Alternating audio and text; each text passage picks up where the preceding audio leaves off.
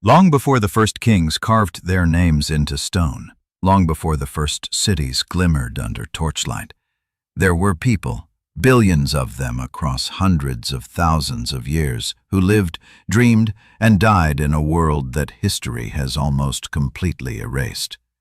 What happened to their story? Why does the timeline of civilization begin so late, as if humanity suddenly appeared from darkness, fully formed? For most of us, the story of the human past begins around 5,000 years ago. That's when writing, government, and monumental architecture appear in the record, an origin so tidy that it feels inevitable. But the Earth tells a different story. Layer upon layer of stone, sediment, and ice whisper of human presence, stretching back not centuries but eons. And between those traces lies a silence that grows heavier the deeper we dig. Archaeologists call this silence prehistory. It spans at least 295,000 years, almost our entire existence as a species. In that vast expanse, the record is thin. Scattered bones, stone tools, faint traces of campfires. To the conventional timeline, these fragments belong to simple hunter-gatherers, incapable of complex thought or architecture. Yet scattered around the globe are clues that defy that assumption, clues that suggest intelligence far older than our textbooks dare to admit. In South Africa's Blombos Cave, ochre engravings more than 70,000 years old reveal deliberate geometric patterns, lines that follow ratios still used in design today. In northern Australia, scientists have discovered charcoal from ancient hearths dated at 65,000 years, implying migration across open ocean long before seafaring was supposed to exist. And in a windswept corner of Turkey, the pillars of Göbekli Tepe rise from the dust, carved with animals and symbols more than 11,600 years ago, millennia before the first farmers planted a single seed. These sites should not exist. They belong to a forgotten timeline, one that pushes the boundaries of what we thought possible for ancient humans. Each discovery forces us to reconsider the same question. Did civilization truly begin only once? The accepted narrative claims human progress is linear, a steady climb from ignorance to enlightenment. But the physical record hints at a repeating pattern: creation, destruction, rebirth. Ice ages advance and retreat. Sea levels rise and fall. Entire landscapes vanish beneath water or volcanic ash. And each time the survivors begin again, carrying only fragments of what once was. To the next age, they appear as primitives, and the cycle resets. We can still feel the echo of those forgotten ages in myth, from the Sumerians to the Maya, from Plato's Atlantis to the Hopi legends of the previous worlds. Cultures separated by oceans preserve the same memory. A great flood, a burning sky, a lost age of knowledge. Are these stories coincidence or ancestral memory distorted across millennia? To approach that question, must look beyond folklore and into the ground itself. Recent discoveries in paleoclimatology show that the planet experienced abrupt cataclysms around 12,800 years ago, the so-called Younger Dryas event. Ice cores from Greenland reveal spikes in platinum and microscopic soot, signatures of a cosmic impact or airburst powerful enough to trigger global fires and plunge Earth back into near-glacial cold. Within a human lifetime, temperatures fell, oceans shifted, and ecosystems collapsed. For those alive then, it would have felt like the end of the world.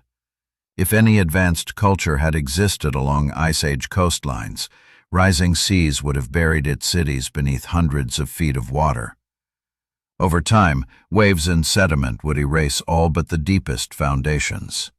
Today, sonar scans off India's western shore and Japan's Yonaguni Island show rectilinear stone formations where no natural geology explains their shape. Mainstream science calls them curiosities. Others see architecture too precise to dismiss. Either way, they remind us how much of our ancient world now lies hidden beneath the sea. The idea of a lost chapter in human history unsettles academics because it breaks the comfortable illusion of certainty. But science itself was built on discomfort, on the willingness to question what seems obvious. When the first cave paintings were discovered in 1879, scholars called them forgeries. They couldn't believe prehistoric humans possessed art.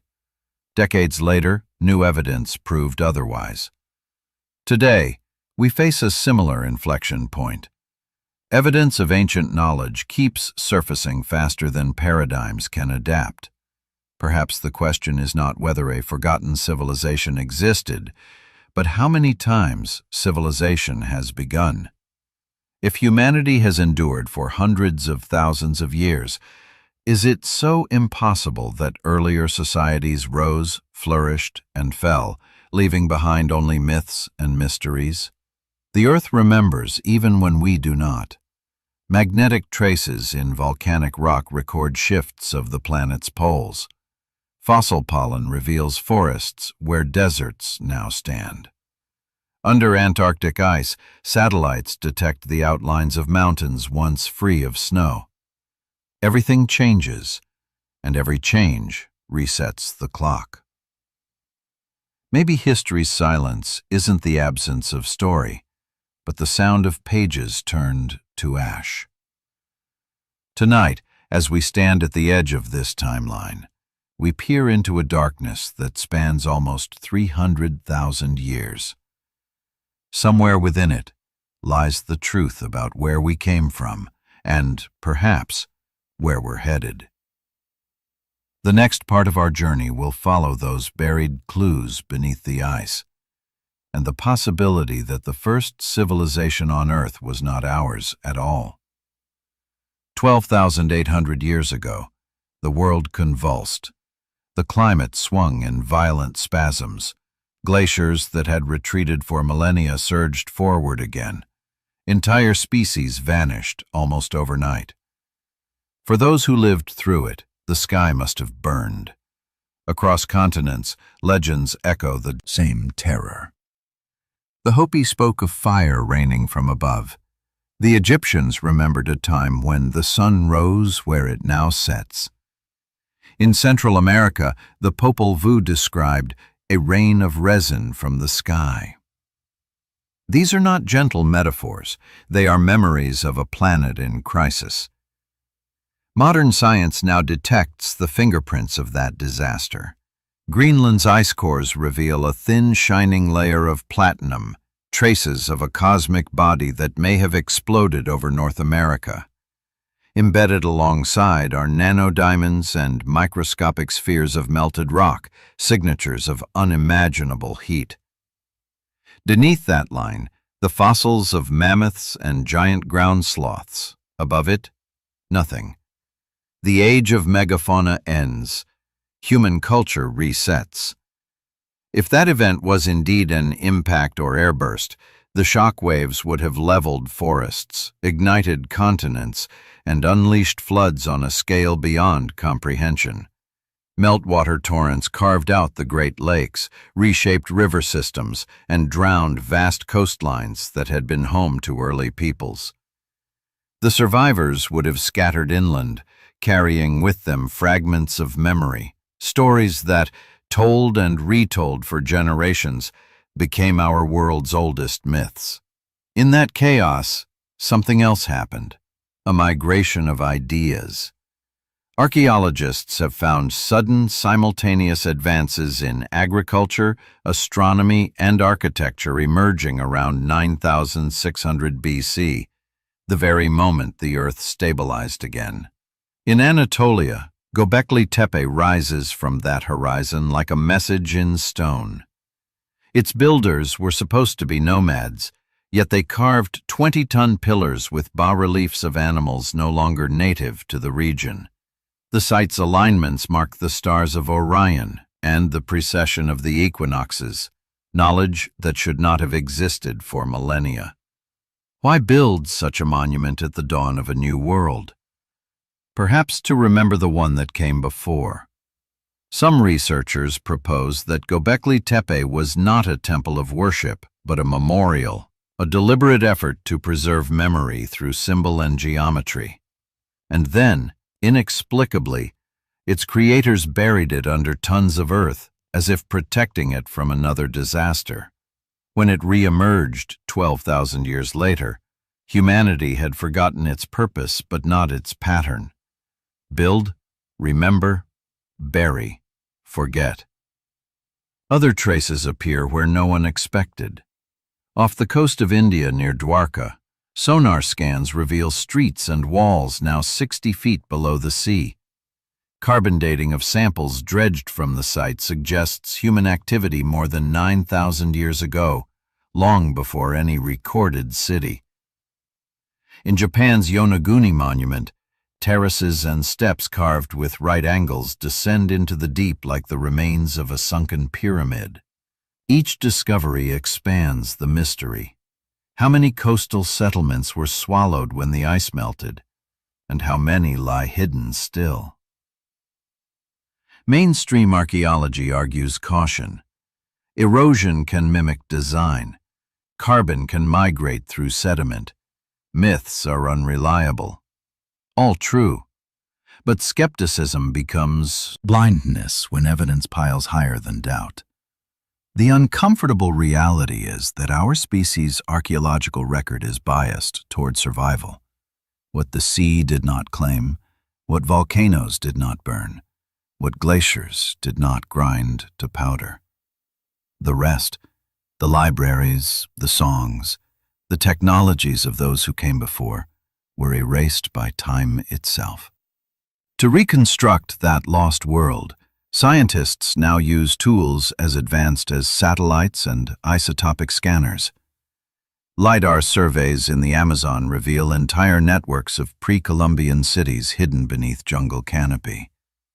If dense rainforest can conceal civilizations only a few thousand years old, imagine what 12 millennia of ocean and ice could hide.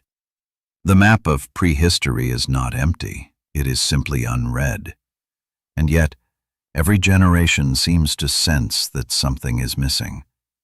The human imagination keeps returning to the same image, a great civilization, wise yet doomed, consumed by flood and fire.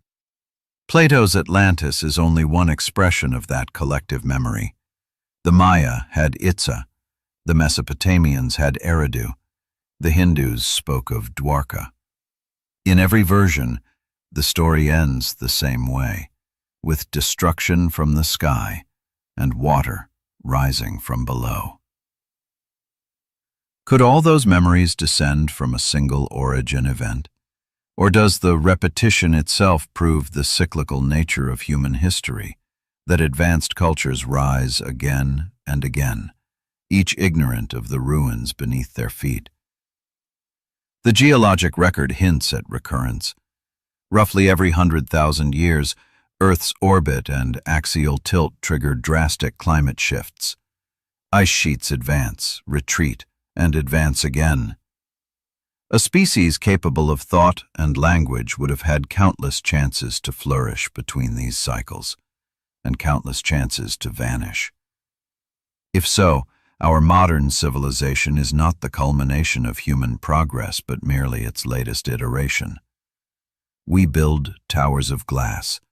They built monuments of stone. We store knowledge in clouds of data. They may have inscribed theirs in myth. Both are fragile. Both depend on memory. When catastrophe comes, what remains is whatever the earth chooses to keep. The search for the prehistoric time gap is therefore more than a scientific quest. It's an act of remembrance. Each artifact pulled from the silt, each anomaly on a sonar map, each myth that aligns too neatly with geological fact, is a whisper from those who lived before history began.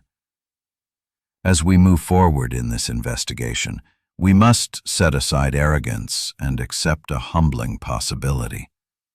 Civilization is not an invention, but a memory. Beneath the ice, beneath the seas, beneath the stories we tell ourselves about progress, lies an older truth, a record of who we once were and what we lost. The next chapter will take us deeper into that abyss of time, tracing the evidence of ancient builders who should not exist, and asking the question that every buried stone seems to echo.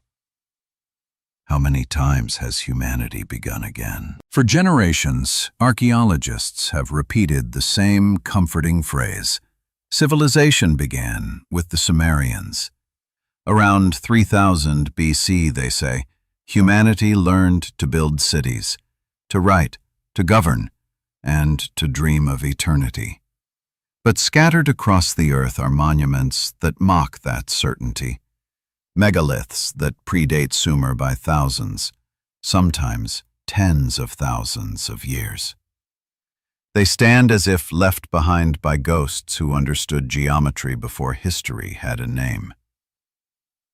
When explorers first uncovered the towering stones of Göbekli Tepe in southeastern Turkey, they assumed the site was Bronze Age. The workmanship was too precise to be ancient. But radiocarbon analysis shattered that assumption. Its earliest layers date to nearly 9,600 BC, at least 7,000 years older than Stonehenge. Each pillar, some weighing 20 tons, is carved with animals, foxes, vultures, lions, rendered with skill that suggests generations of artistic tradition. Yet according to conventional timelines, these builders were supposed to be nomadic hunter-gatherers barely emerging from the Ice Age. How then did they quarry, transport, and erect stones heavier than modern trucks can lift? Some scholars propose that these early people gathered seasonally and cooperated on monumental ritual centers. Others suspect something deeper, that Göbekli Tepe represents inherited knowledge, passed down from survivors of a lost culture destroyed by the cataclysm at the end of the last Ice Age. Its alignments with celestial bodies, the constellation Orion, the star Sirius, the exact angle of the summer solstice sunrise, imply astronomical calculation. To measure the heavens requires patience, continuity, and mathematics. Did nomads truly master the sky, or were they remembering lessons from ancestors whose world had already fallen? The mystery does not end in Turkey. On the other side of the Atlantic, at Pumapunku in Bolivia's high Andes, blocks of diorite lie scattered like remnants of a forgotten machine. They fit together with precision measured in millimeters, surfaces polished to mirror finish. Even today, cutting diorite requires diamond-tipped tools. The official explanation, hand chiseling by Bronze Age craftsmen, is possible, but improbable. No copper tool marks appear on the stone. No quarries nearby show the sequence of extraction. What we do see are interlocking joints, perfectly flat planes, and right angles that suggest design, not accident. Travel east and the pattern repeats. In Baalbek, Lebanon, the Temple of Jupiter rests upon 3 foundation stones, each exceeding 800 tons. Beneath them lie even larger blocks, one surpassing 1,000 tons, as if the later Romans built atop something they did not fully understand.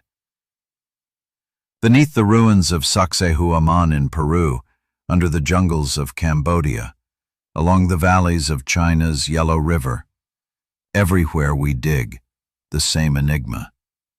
Builders who shouldn't exist. The easy answer is coincidence. Ancient peoples, inspired by the same sun and stars, might independently invent monumental architecture. But coincidence strains under the weight of mathematics. Across cultures separated by oceans, the same ratios reappear. The square root of 2 in wall alignments, the golden mean in temple layouts, the 23.5-degree axial tilt of Earth mirrored in sculpture and myth. These are not accidents, they are signatures. If one civilization rediscovered these constants after each global reset, then the geometry itself becomes a language older than writing, a memory coded in proportion and stone. What makes the enigma harder still is what lies missing. For every surviving structure, countless others have vanished.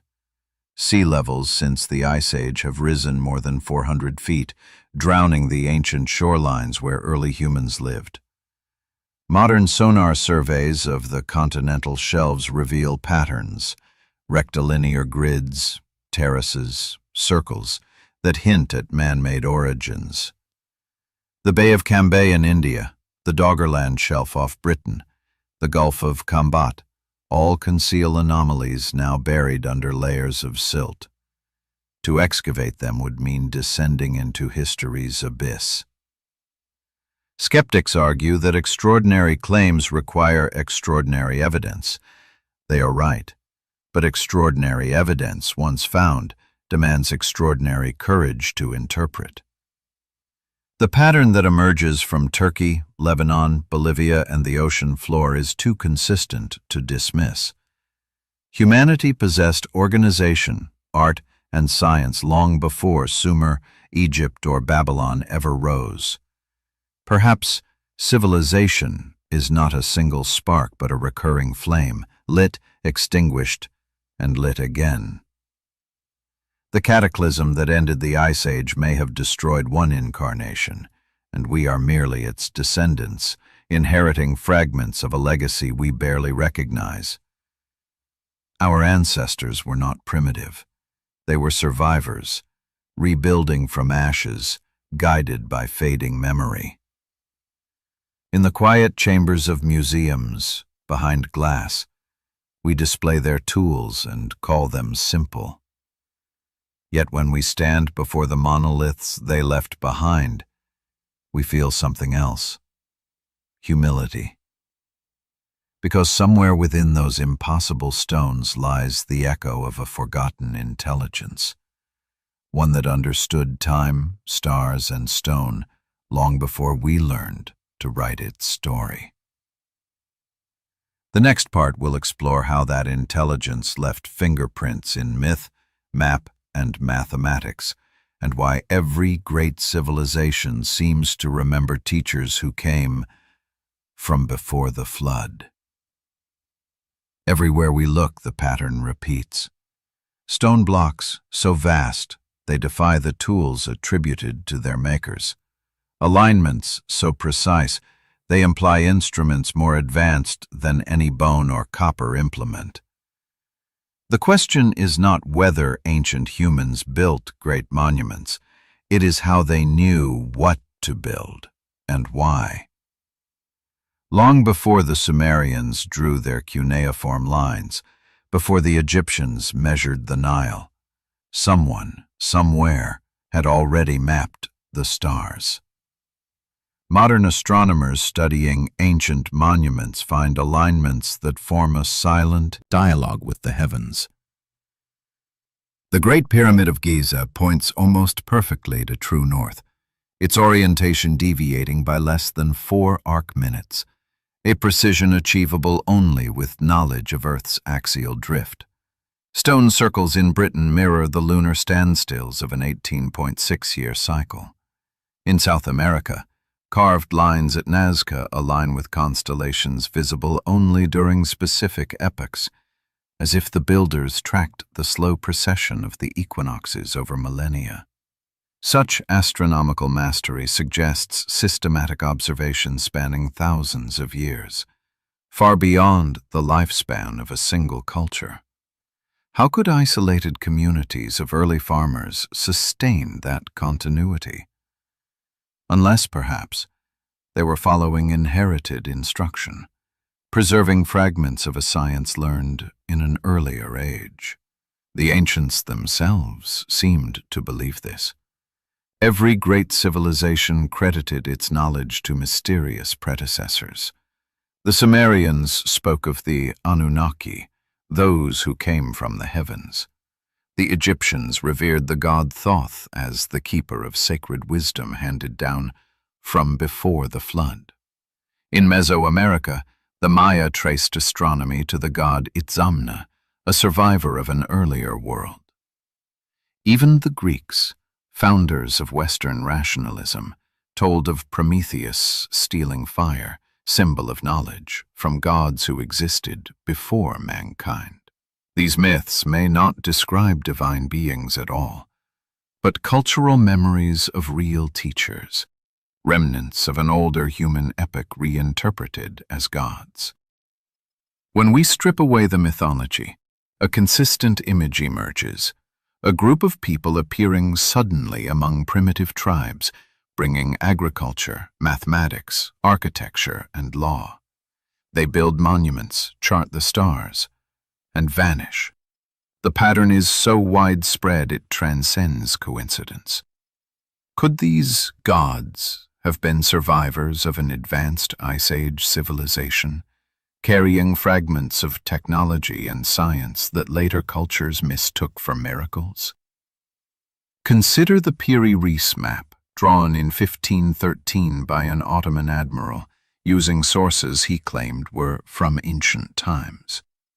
The map depicts the coasts of Africa and South America with stunning accuracy, and even shows the Antarctic continent free of ice. Satellite surveys now confirm that under its current glaciers lies a coastline matching the map's outline.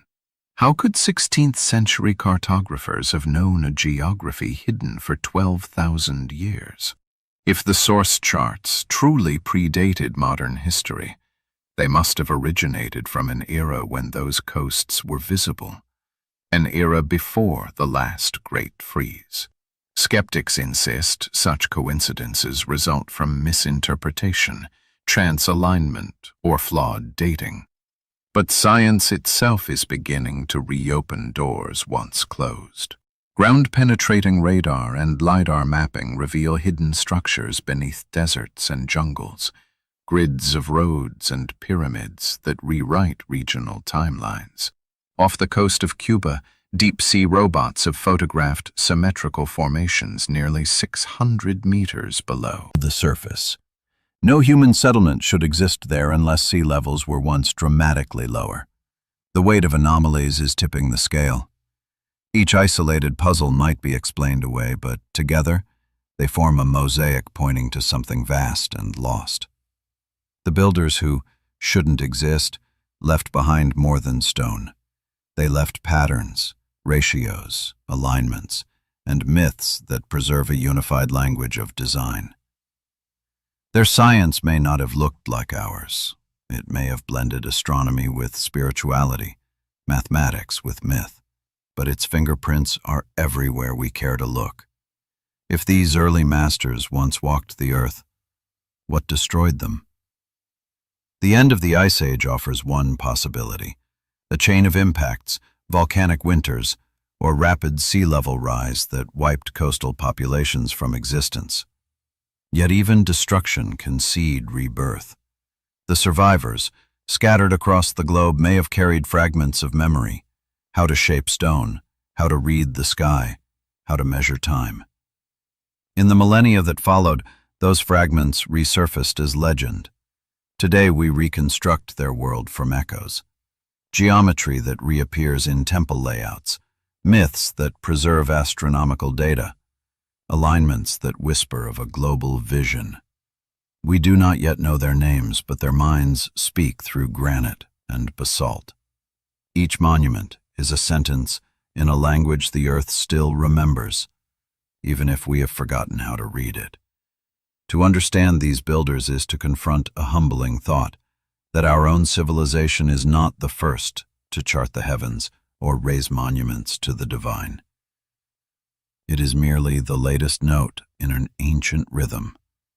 The evidence we call impossible may be the only surviving proof that humanity has been here before, older, wiser, and more fragile than we ever imagined.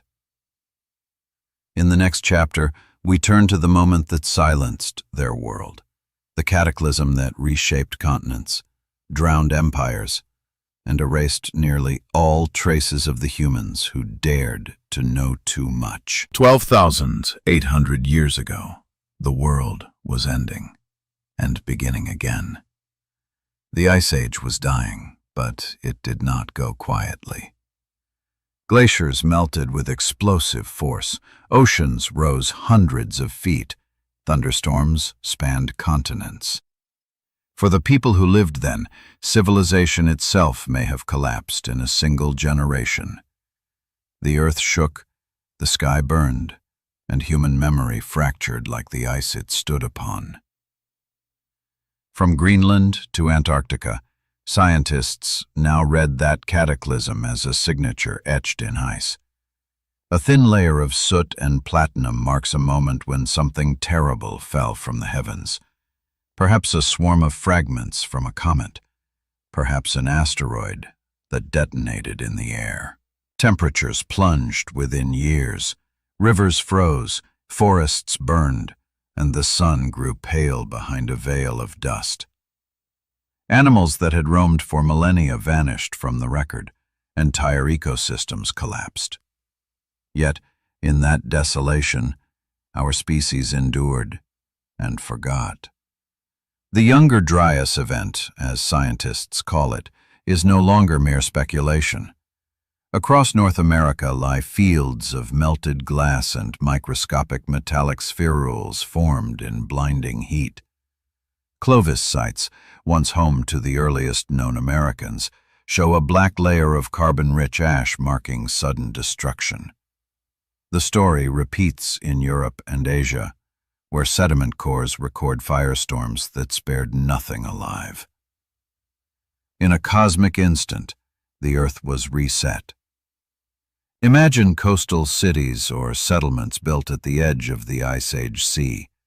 When the melting accelerated, oceans rose more than 300 feet. An entire world of valleys, river mouths, and islands simply disappeared.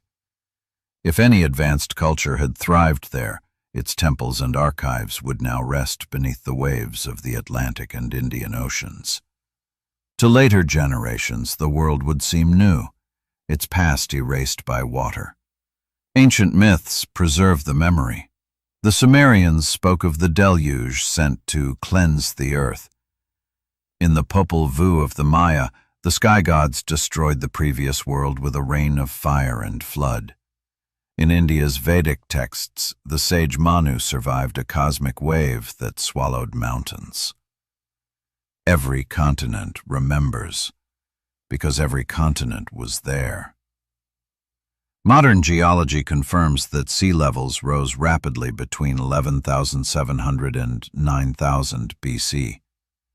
The melting of glacial dams unleashed floods that reshaped coastlines overnight. Where the Black Sea now lies, a freshwater lake was swallowed by the Mediterranean in a catastrophic cascade. Far to the east, the Sunda Shelf, once a land bridge linking Indonesia to mainland Asia, sank beneath rising tides, isolating islands that became cradles of new species and new myths. Human migrations followed the retreating coastlines, carrying fragments of lost knowledge in songs and stories. To the scientist, this was climate change on a geological scale. To the people who survived, it was the wrath of heaven. The memory of that terror lingered in architecture and ritual. The step pyramids of Mesoamerica, Egypt, and Southeast Asia may all descend from a shared symbol, a mountain of safety rising above the flood. Even today, across cultures, the pyramid remains a shape of the scent, a reminder that survival demands height and memory. Yet something else emerged from the cataclysm: organization. When the world stabilized around 9600 BC, humans began to settle permanently, to rebuild.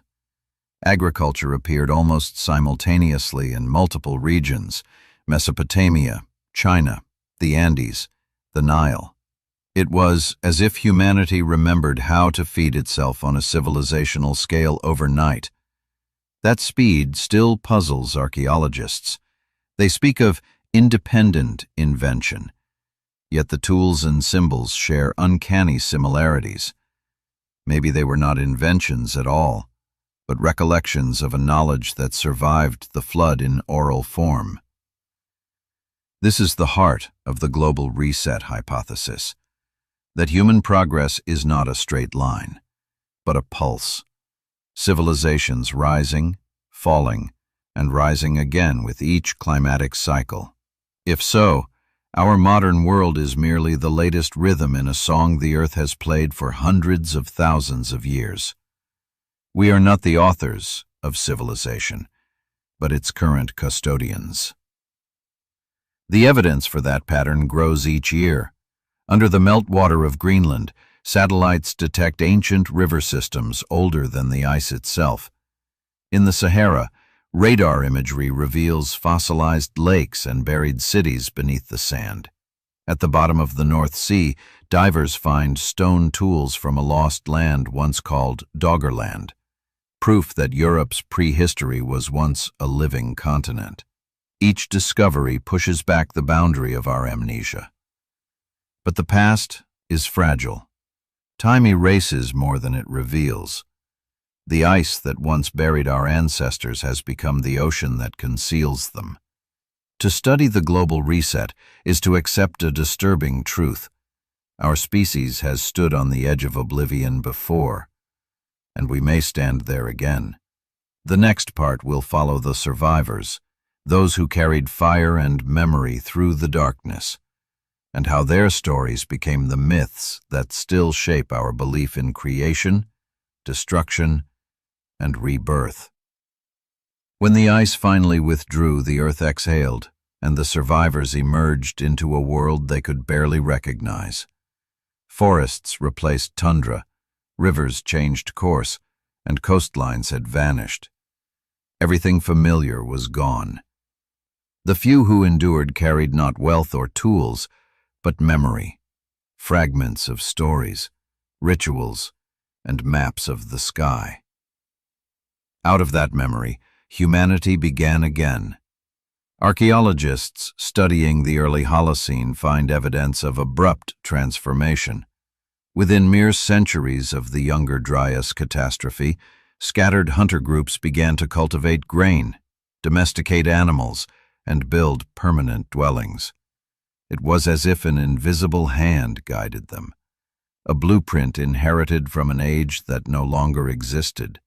The Fertile Crescent, the Indus Valley, the Yellow River, the Nile, all show the same sudden awakening. Civilizations do not usually arise simultaneously on different continents. Something had primed the human mind long before. What carried across that threshold was not technology in the modern sense, but concepts. The circle of the sky, the measurement of time, the sacred number, the memory of balance between earth and heavens. The survivors encoded those concepts in myth so they would never be lost again. Every flood story begins not with destruction, but with instruction, the gods teaching humans how to rebuild. Perhaps those gods were simply the remnants of the previous age, sharing what little they remembered before vanishing into legend. In Anatolia, descendants of the builders of Göbekli Tepe scattered south and east. Traces of their symbolic language appear later in Mesopotamia and Egypt, evolving into the earliest scripts. The carved vultures and foxes of Göbekli Tepe reappear as deities of rebirth and cunning.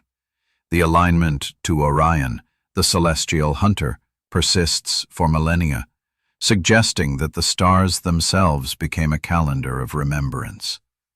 Each generation, gazing upward, saw not just constellations, but coordinates in a lost story.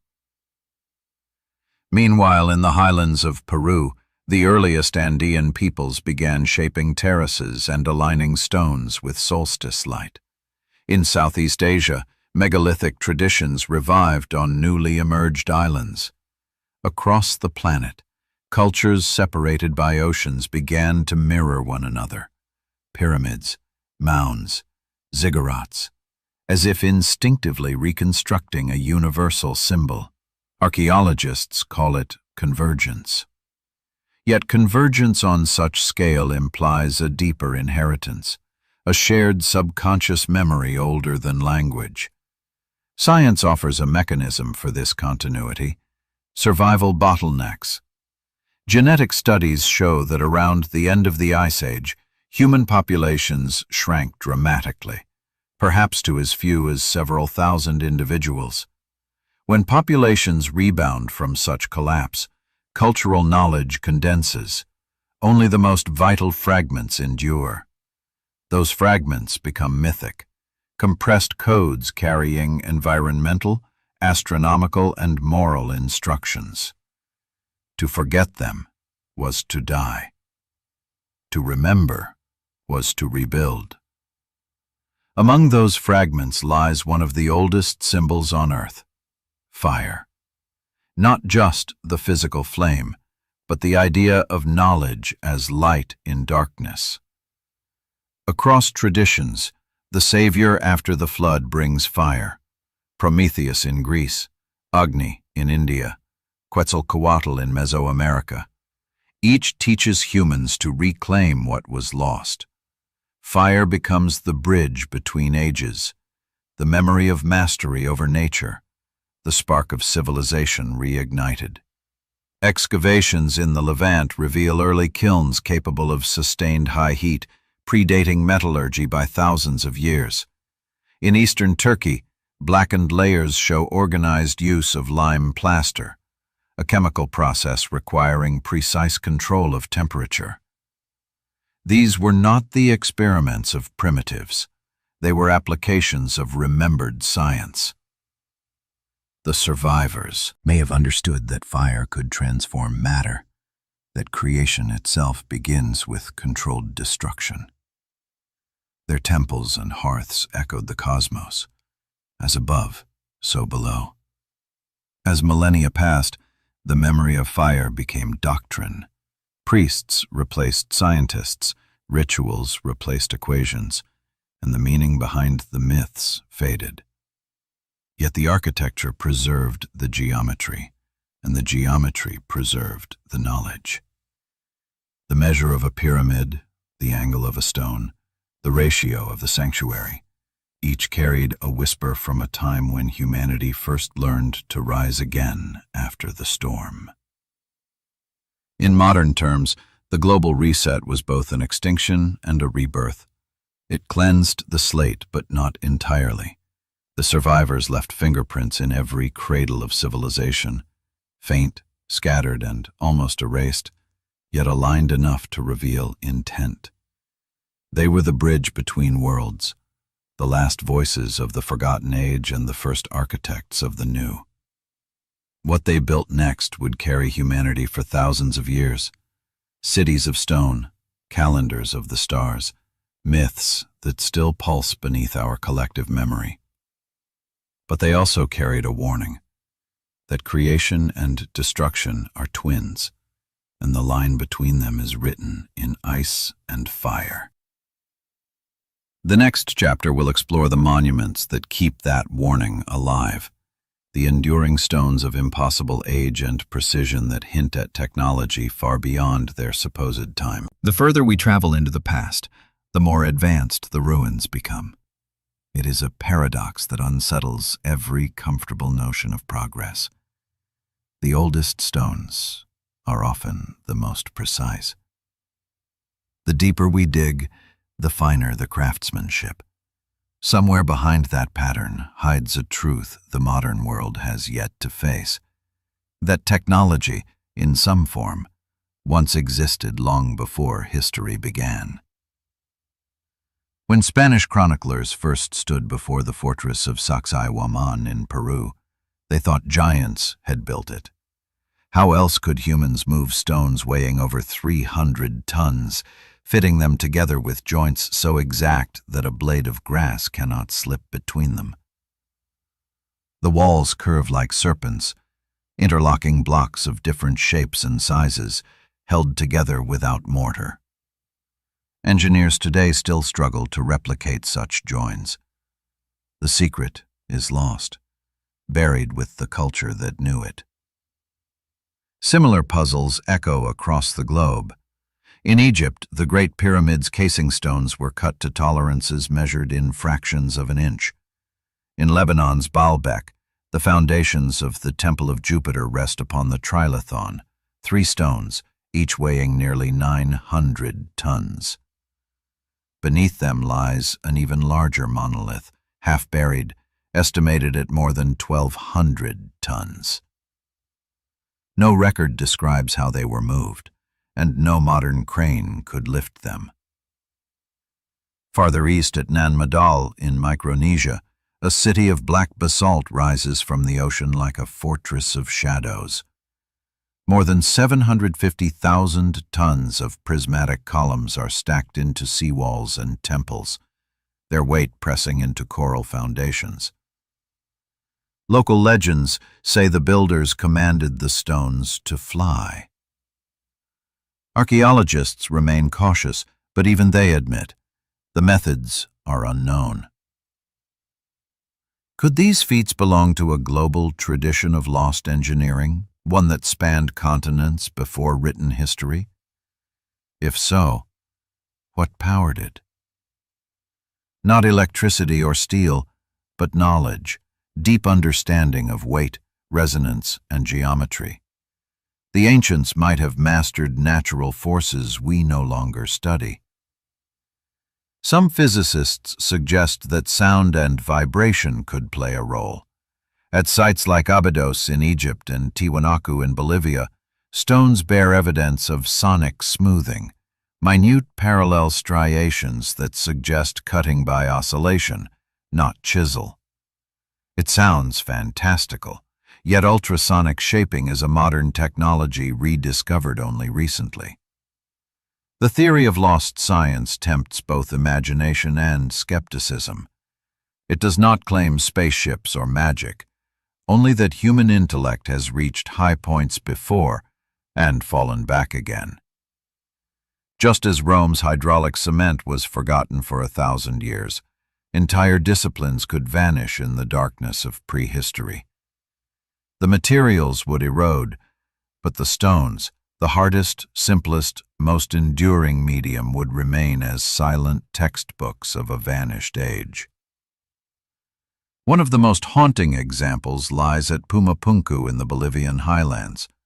There, stone blocks of diorite, harder than steel, are cut into intricate H-shapes that interlock like modular components. The precision suggests mass production, as if the builders were experimenting with prefabrication long before industry existed. Some surfaces show microscopic grooves running parallel, not random, implying mechanical shaping. Modern engineers, using lasers, have compared the angles and found deviations of less than 1/10 of a degree. To achieve that by hand with stone hammers is improbable beyond belief. Across the Atlantic, at the heart of the Giza Plateau, the Great Pyramid itself encodes astronomical constants: the circumference of the Earth, the length of the solar year, the ratio of pi. Whether coincidence or design, it demonstrates mathematical awareness that defies the supposed capabilities of the Old Kingdom.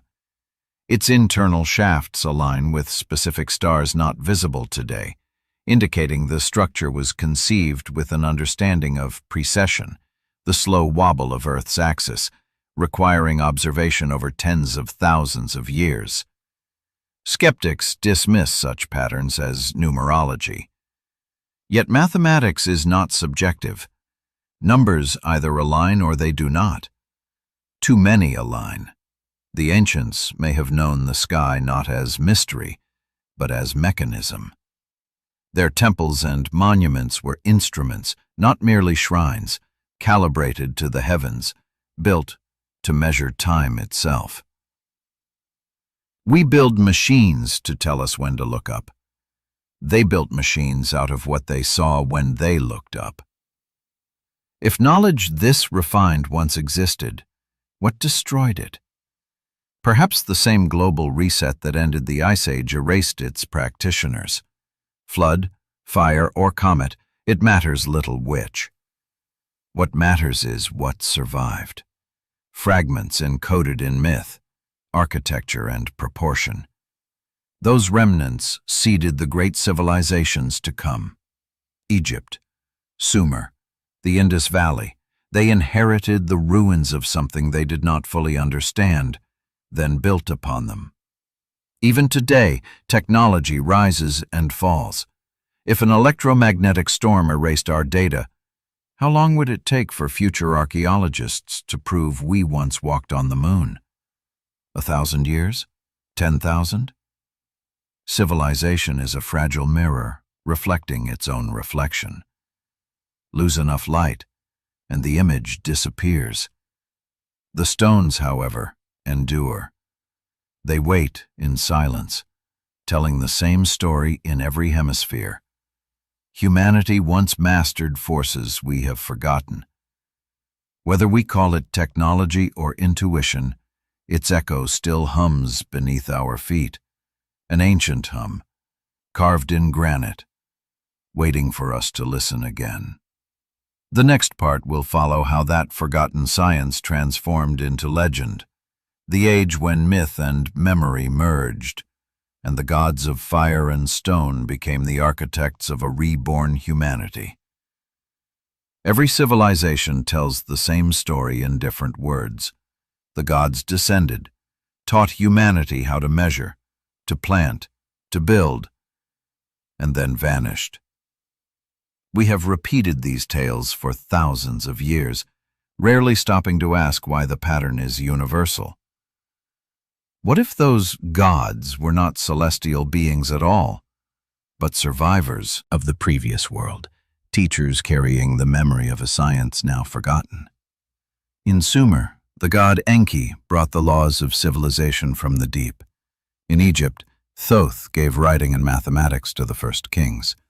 In Mesoamerica, Quetzalcoatl appeared, bearded and pale, teaching agriculture and astronomy before departing across the sea. In Polynesia, Maui pulled the islands from the ocean with a hook of knowledge, not muscle.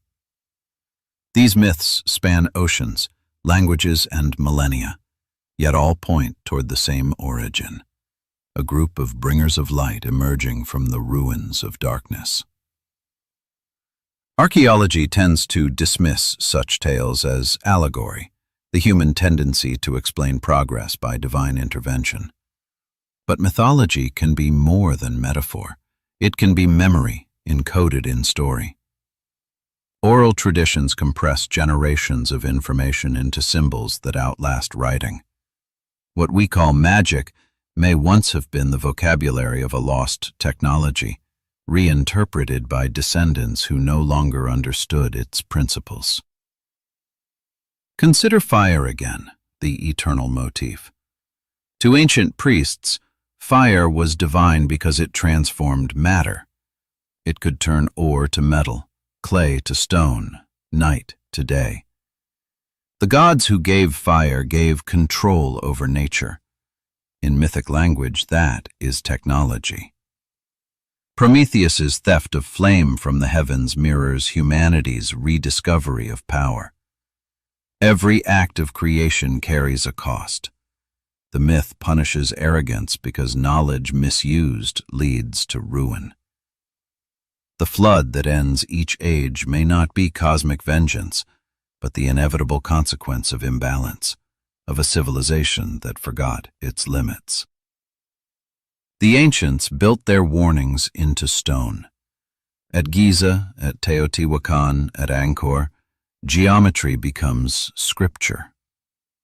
Triangles and circles encode the same ratios found in planetary motion. The eye of Ra mirrors the cross-section of the human brain. The mandalas of Asia reflect atomic symmetry. These patterns are not coincidence. They are attempts to preserve universal order through form. In an age when parchment and memory could die, architecture became language. Modern researchers have begun to uncover mathematical constants hidden in sacred design. The Great Pyramid's proportions express pi and the golden ratio. The Parthenon echoes both. Hindu temples align to cardinal directions with precision rivaling modern surveying tools. Even the placement of megalithic sites follows geodesic patterns that hint at a lost global system of measurement, one based on the Earth itself. If the ancients inherited such a system, they may have used it to rebuild the world, reconstructing order from chaos. The mythic gods thus become metaphors for continuity. They are not immortals. They are the survivors of previous epochs, their wisdom deified by later generations. When the survivors shared star maps, they became sky gods. When they taught geometry, they became builders of worlds. When they vanished, they left behind faith, a way to keep memory alive when science was no longer understood. Faith is the afterimage of knowledge. And so mythology preserved what history lost. The measurement of time became religion. The cycles of Venus became prophecy. The alignment of stars became worship. In preserving meaning, myth disguised memory, allowing fragments of ancient science to pass through millennia wrapped in poetry. Those fragments resurfaced later as rediscoveries: the calendar, the compass, the wheel. Yet perhaps they were never invented anew, only remembered. Every sacred text warns of forgetting. As in the days before the flood, says Genesis, so shall it be again. The Hindus call it the cycle of yugas, the endless repetition of rise and fall. The Maya called it the turning of the suns. The same mathematics that governs the orbit of stars governs the destiny of civilizations. Everything moves in cycles. We, too, are part of that motion. If the myths of the gods encode lost science, then the stones they left are more than ruins. They are manuals written in the language of eternity. Each ratio, each alignment, each legend invites us to remember. But remembering requires humility. For those who forget the past are condemned not to repeat it, but to rediscover it again and again, each time believing they were the first. In the next chapter, we follow the map of this forgotten order, the strange ancient charts that show continents unglaciated, lands that should not exist, and coastlines drawn by eyes that saw the earth before the last veil of ice descended. For centuries, explorers have charted the world with compasses, sextants, and courage. Yet long before Columbus, long before the age of discovery, someone had already done it. Hidden in the archives of history lie maps that should not exist. Maps showing the earth as it was tens of thousands of years ago, drawn by hands no historian can explain. The most famous of them surfaced in 1513 when the Ottoman Admiral Piri Reis compiled a world chart on gazelle skin. He claimed his sources were ancient maps from the time of Alexander and before. At first glance, the map looks medieval, a patchwork of continents, annotations in Ottoman Turkish, strange sea creatures curling across the Atlantic. But when modern cartographers analyzed it, astonishment turned to disbelief.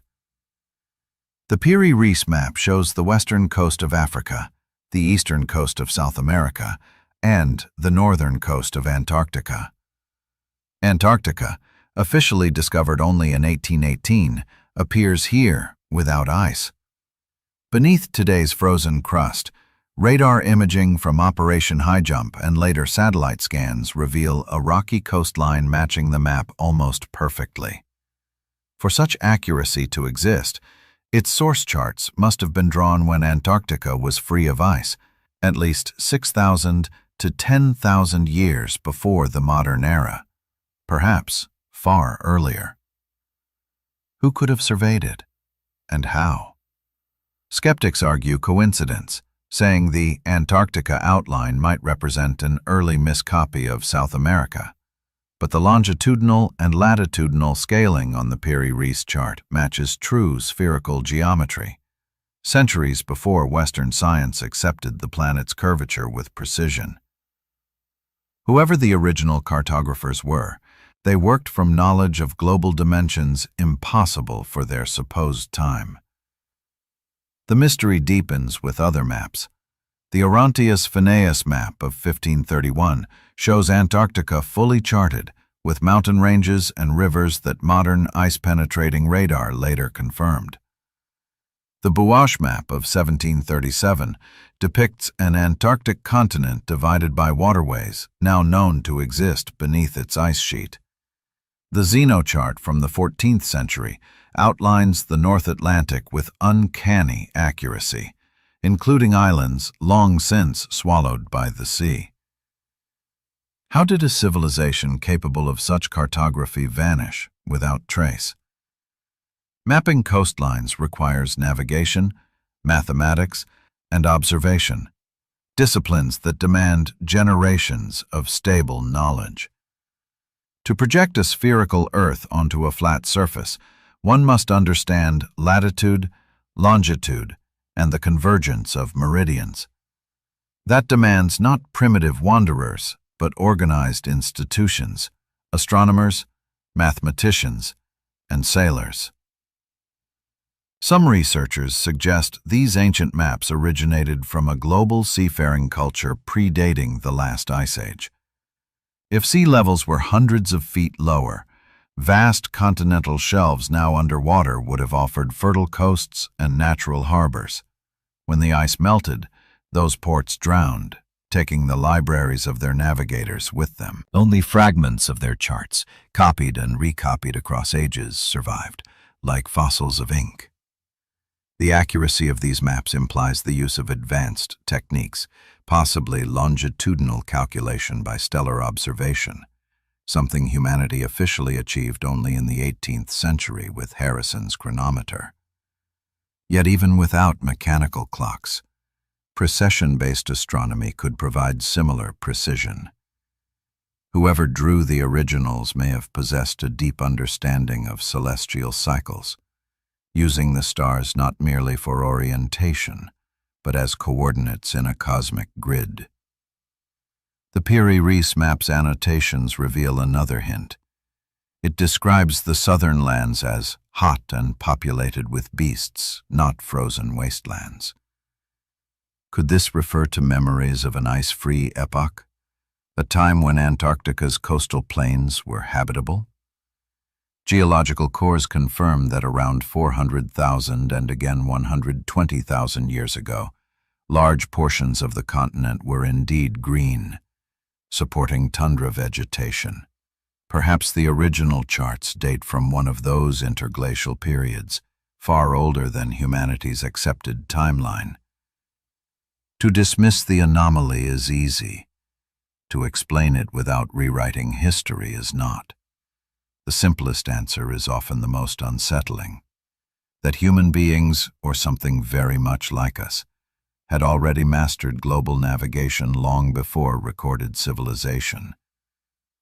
The maps are their fingerprints. If that is true, it changes everything. The story of exploration would no longer begin with the Renaissance, but end there, a rediscovery, not a discovery.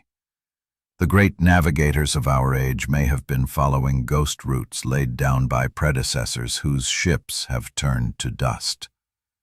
In the quiet halls of libraries from Istanbul to Paris, those fragments of ink whisper of an earth once mapped whole, a world before forgetting. Each coastline, each latitude line, each vanished island is a reminder that our ancestors saw more than we dare to believe. The question is not whether they had the means to do it, but how much of their world still sleeps beneath ours. The next part will explore those drowned worlds, lands swallowed by rising seas, cities entombed beneath coral and silt, and the haunting possibility that Atlantis was only one of many civilizations claimed by the ocean. When the last ice age ended, the ocean rose to reclaim half the world. It was not a gentle tide, but a planetary flood, relentless, unstoppable, devouring coastlines that had cradled humanity for tens of millennia. The melting of glaciers released more than 14 million cubic kilometers of water. Within centuries, shorelines shifted hundreds of miles inland. For those alive then, the sea was a living god, patient, cold, and hungry. Modern science confirms what myth always knew. Entire worlds now lie beneath the waves. Sonar scans, deep-sea submersibles, and satellite bathymetry reveal the ghosts of cities lost to time. They are not fables. They are there, under the silt, under the coral, under the weight of forgetting. Off the coast of India, in the Gulf of Khumbat, divers found stone blocks, walls, and street-like grids stretching for miles. Carbon samples taken from the seabed date to nearly 9,500 BC, older than the pyramids, older than Sumer. The discovery was controversial. Mainstream archaeologists questioned the context, the dating, even the definition of city. But the geometry of the site remains: 90-degree angles, parallel alignments, deliberate placement. If not civilization, then what? Nature does not favor right angles. Farther south, near Sri Lanka, lies the sunken city of Mannar, a lattice of terraces and steps swallowed by the Indian Ocean. In Japan's Ryukyu Islands, the Yonaguni Monument descends from the shallows like a giant staircase, its terraces perfectly uniform. Divers trace corridors, altars, and what seem to be sculptures of animals and faces. The mainstream verdict calls it natural erosion, yet no one can explain the tool marks along its edges, or the fact that the formation aligns precisely to sunrise at the summer solstice. In the Caribbean, off Cuba's western tip, sonar operators mapping the seafloor for petroleum exploration stumbled upon symmetrical formations half a kilometer deep. They resemble massive blocks arranged in pyramids and roads. At that depth, the area would have been dry land at least 12,000 years ago, the very window of the Younger Dryas cataclysm. The data remain unpublished, quietly archived, as if the world were not ready to confront the implications. Even in Europe, traces of the drowned world persist. Between Britain and Denmark lies Doggerland, once a fertile plain connecting the North Sea coasts. Fishermen haul up bones of mammoths and antlers of giant deer from its mud. Archaeologists have retrieved hearths, tools, and woven baskets. 12,000 years ago, this was not ocean, but meadow, a home to humans who vanished with the flood. Their descendants remembered the deluge in tales of a kingdom swallowed overnight. The story became Atlantis, Lyonesse, Contraire Guelad, a chorus of the same grief, sung in different tongues. These submerged landscapes challenge not only archaeology but imagination.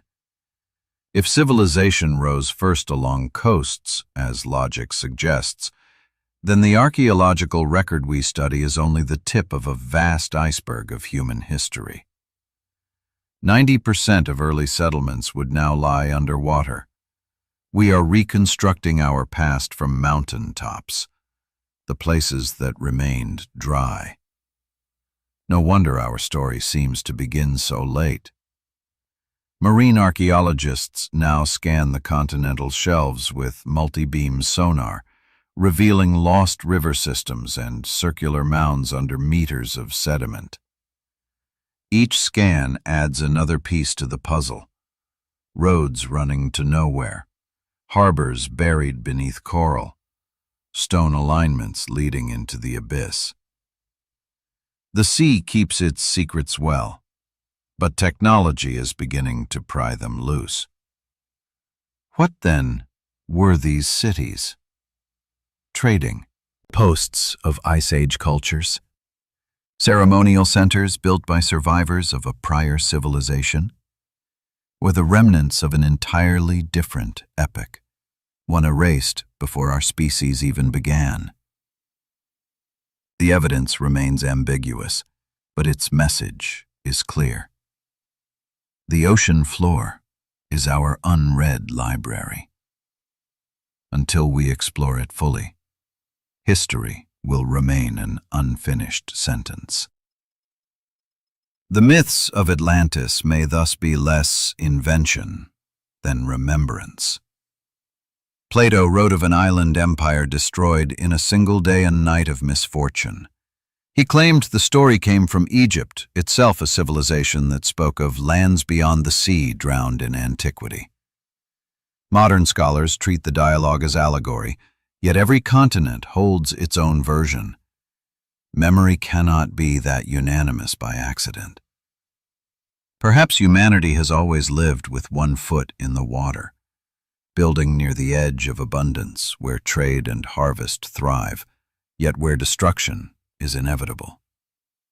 The ocean gives, and the ocean takes. The survivors flee inland, carrying stories that become scripture. The drowned world becomes paradise lost, forever tempting us to seek what lies below. In the end, the question is not whether Atlantis existed, but how many Atlantean worlds have come and gone. Every flood erases a civilization. Every rebirth begins upon its ruins. We are the latest inheritors of a planet that remembers far more than it reveals.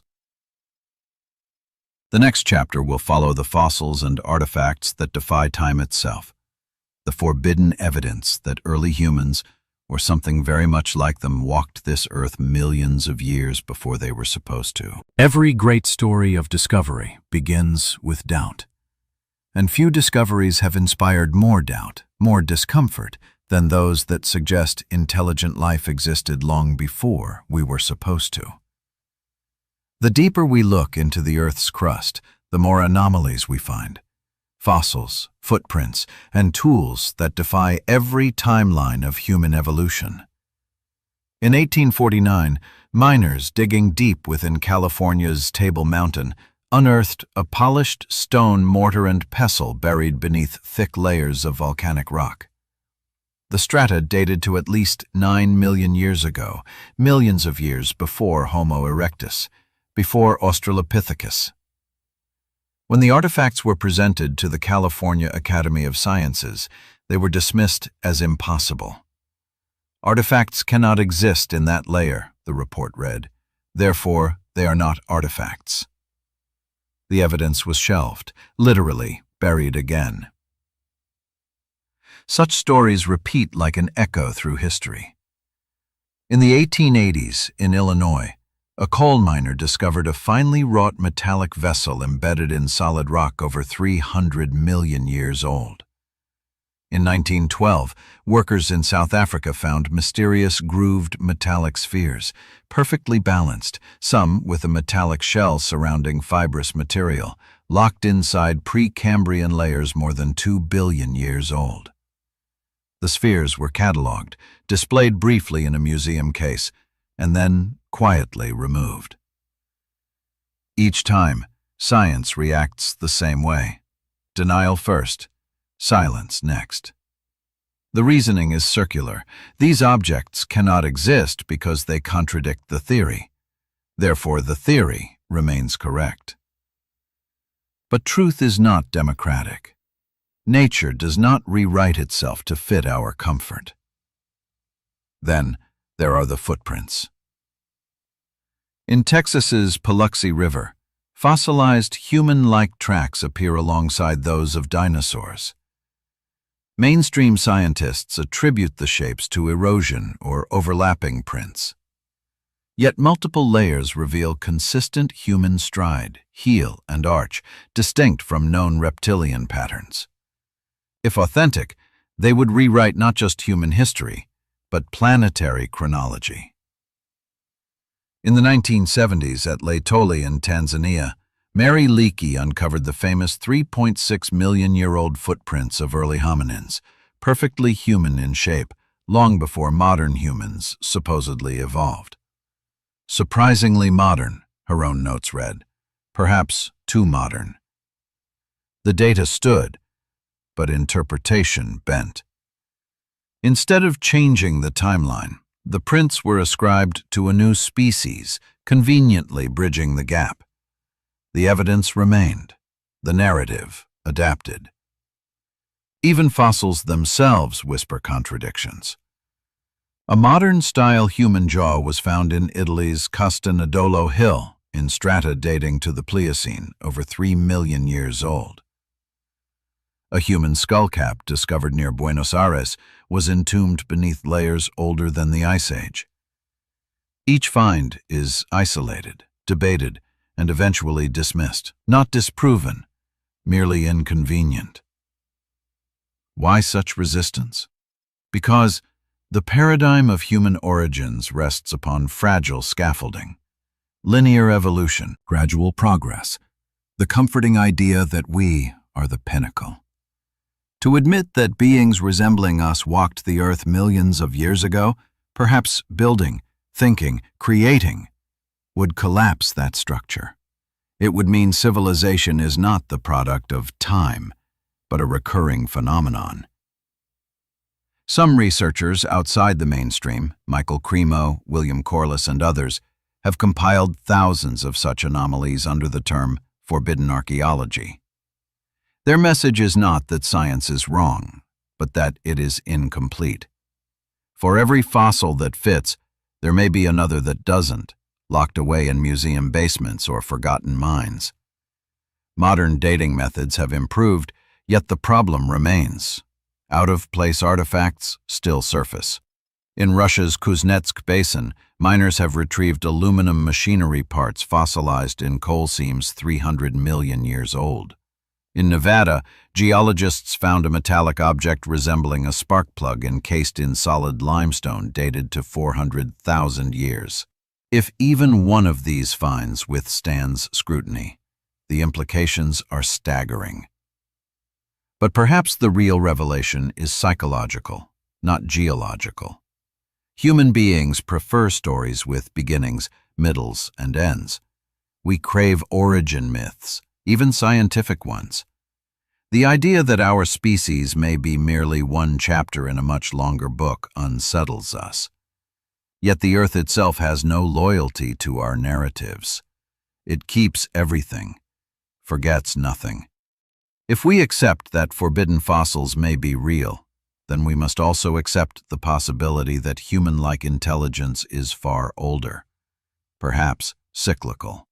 Evolution may not have produced us once, but many times, each iteration rising, thriving, and vanishing under layers of ash and ocean. Our bones, too, will one day be fossils, waiting to confuse the next age's archaeologists.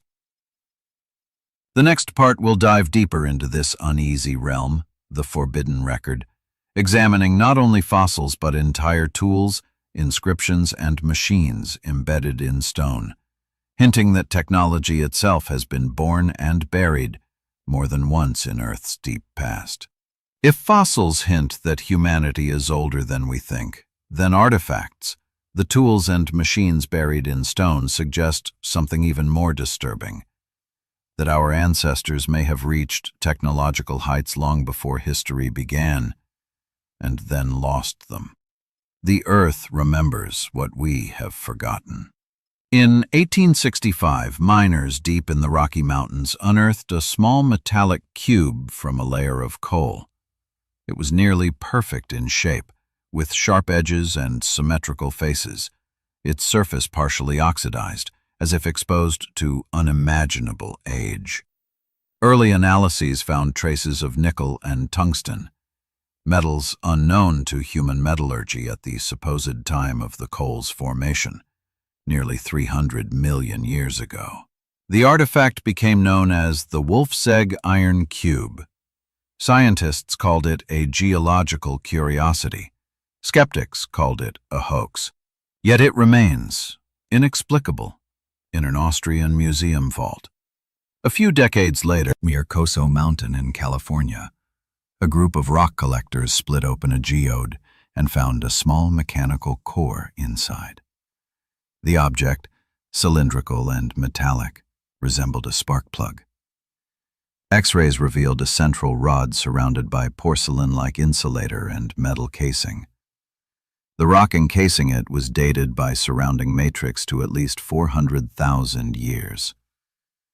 Geologists refused to analyze it further, saying, "It cannot be what it appears to be." The artifact was quietly lost to private hands. In 1973, Soviet geologists investigating the Orenburg region discovered what appeared to be a system of tiny metallic gears and rods embedded in sandstone, more than 300 million years old. Electron microscopy showed the material contained high-purity aluminum, something that does not occur naturally. Some scientists suggested the fragments might be fossilized crystalline structures. Others admitted they looked unmistakably machined. Similar anomalies have emerged across continents: iron nails in ancient stone blocks, perfectly drilled holes in quartz, vitrified walls fused by heat beyond Bronze Age capability. In South America, near Cusco, stones at Ollantaytambo show drill cores with spiral striations identical to those made by modern rotary tools. In Egypt, granite sarcophagi inside the Serapeum of Saqqara bear interior surfaces polished to mirror finish, achieved only by industrial-grade abrasion. The mainstream explanation is labor over generations. But labor does not explain symmetry measured to 1,000th of an inch. Some researchers propose that these remnants belong to a forgotten age of human industry, perhaps powered not by fossil fuel or electricity, but by resonance and magnetism. They suggest the ancients understood natural harmonics, the way sound can levitate matter or reduce its weight through vibration. Recent experiments at acoustic labs have indeed demonstrated that certain frequencies can move small stones in air. Scale that up with knowledge we have lost, and the impossible becomes conceivable. Critics dismiss this as pseudoscience, yet physics itself tells us that matter responds to frequency.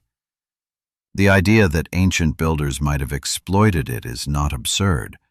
It is merely inconvenient.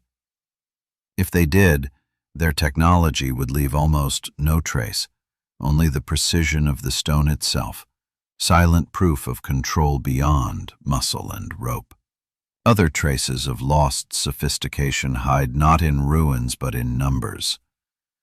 Ancient metrologies, Egyptian cubits, Sumerian ells, Mayan tune, share consistent ratios derived from Earth's dimensions.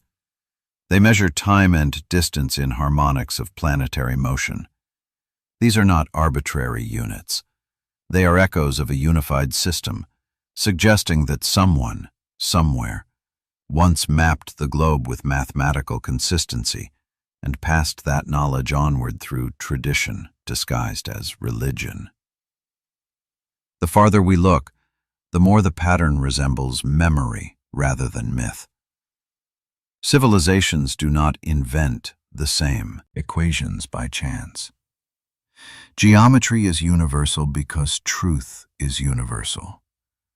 What changes is how we remember it. Could humanity have risen before, achieving a level of mastery over matter and energy, only to vanish under cataclysm? It would not be the first time life on Earth reset itself. Species rise and fall. Ecosystems erase and renew. Why should intelligence be different? Perhaps the forbidden record is not proof of aliens or miracles, but of ourselves, of an earlier humanity that reached too far, lost balance, and paid the price.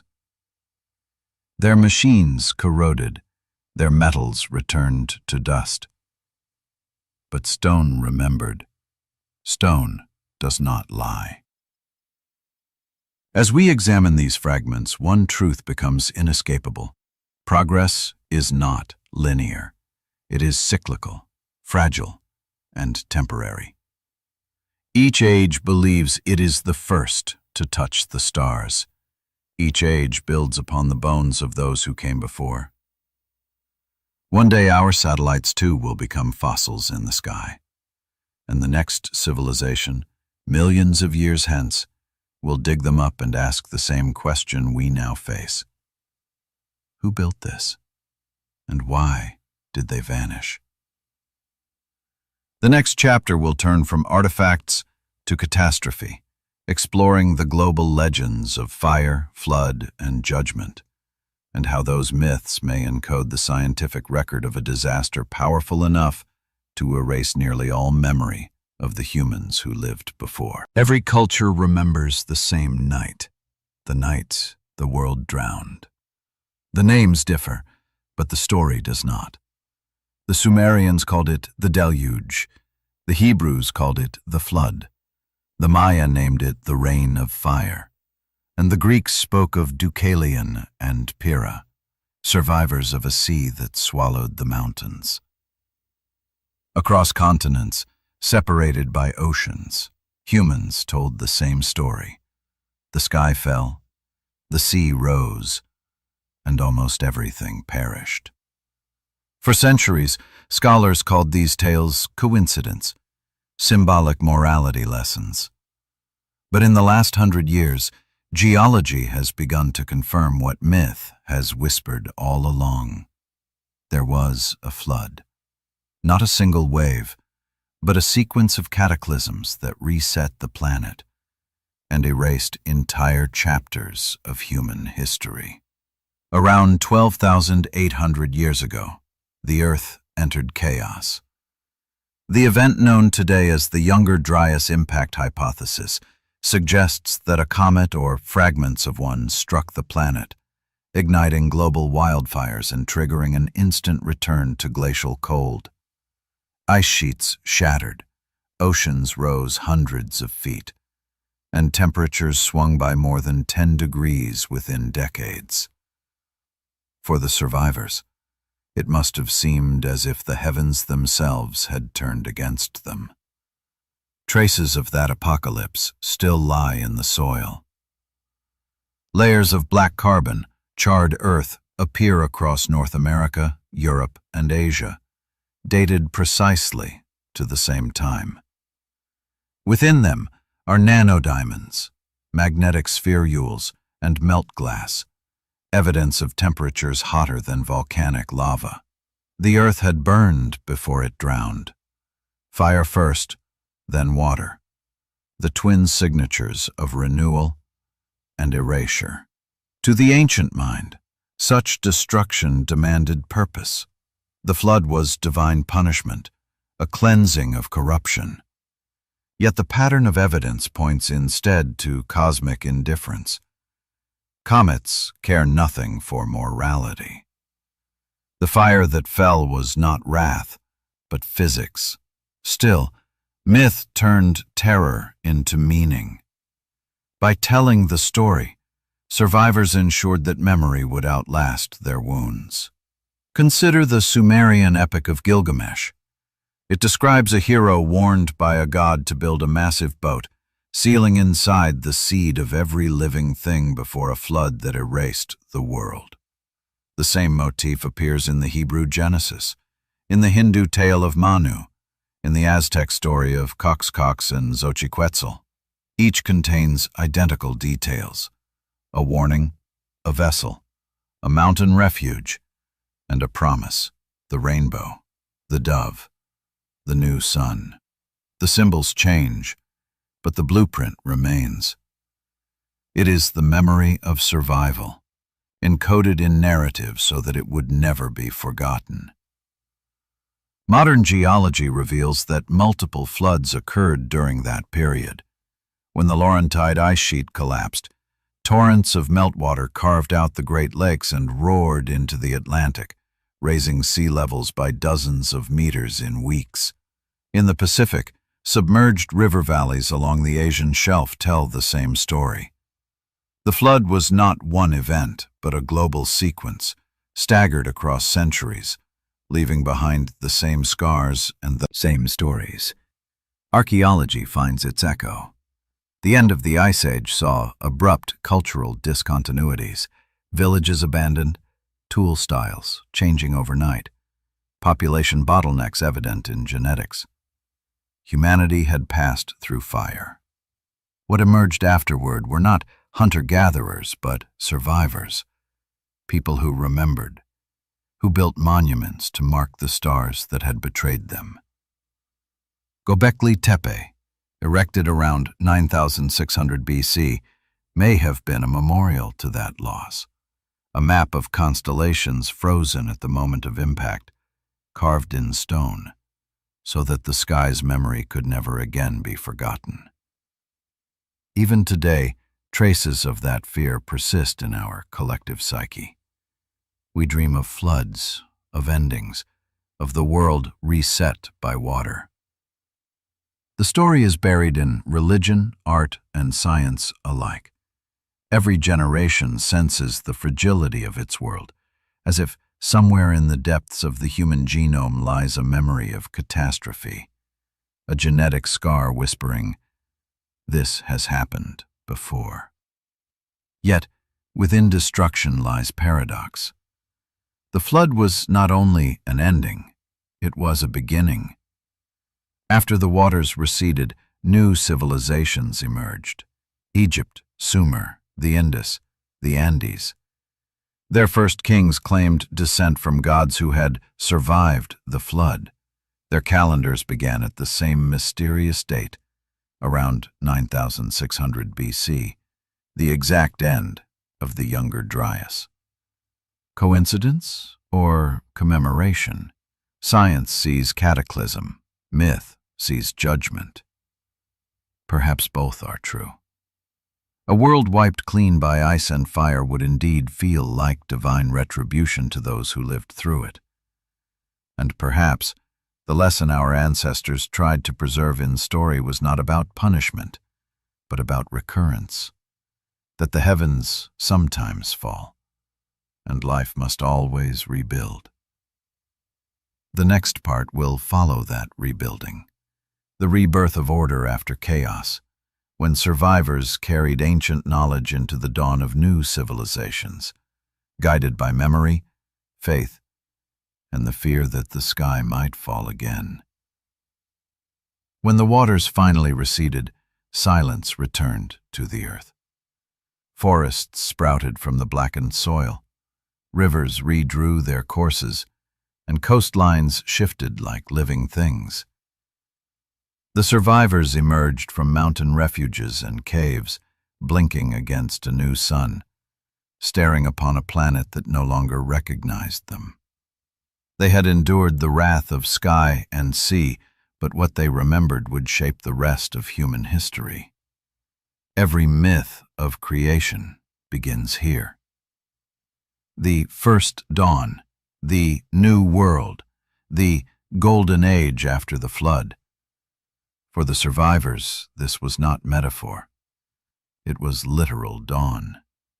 They stood among ruins of a world erased and began the impossible task of rebuilding. The memory of what came before was too immense to vanish entirely. Fragments lingered in language, symbol, and ritual. Those fragments became the seeds of civilization. In the fertile plains of Mesopotamia, where the Tigris and Euphrates spread their lifeblood across silted valleys, small bands of survivors began to settle. They dug canals, domesticated wild wheat, and observed the heavens, perhaps out of fear, perhaps out of awe. From those settlements rose Eridu, then Sumer, the first cities of Earth. Yet their own tablets say otherwise. The Sumerian king list begins with rulers before the flood. 8 kings reigned for thousands of years before the deluge, it says. Then the flood swept over and kingship descended again from heaven. To modern ears, that sounds mythic, but perhaps it records memory in symbolic form, the long ages of the forgotten world followed by rebirth. Egypt tells the same story. Its priests spoke of Zep-Tepi, the first time, when the gods rebuilt the land after the flood. They did not invent geometry, they relearned it from memories or monuments left by those who came before. The Great Sphinx itself, weathered far beyond the surrounding temples, may belong to that earlier epoch, a sentinel of stone gazing toward the rising sun, marking not construction but resurrection.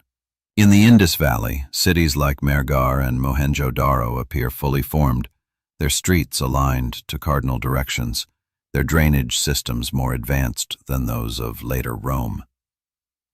There is no visible learning curve.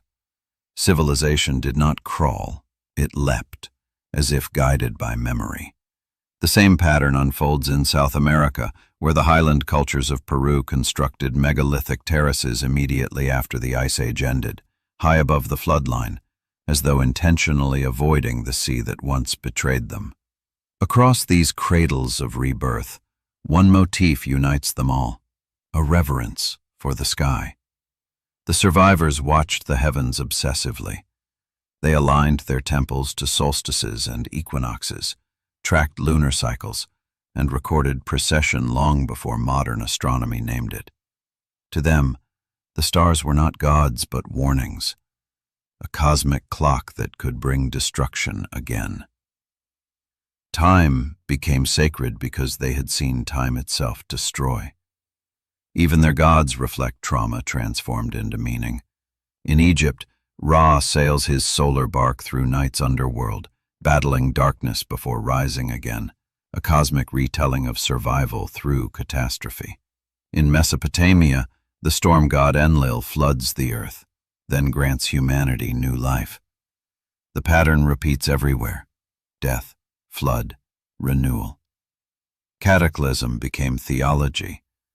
Faith became technology's replacement, the only system powerful enough to preserve memory when science was lost. From this rebirth came order. Agriculture, calendars, writing, trade, all emerged from a single drive: to prevent forgetting.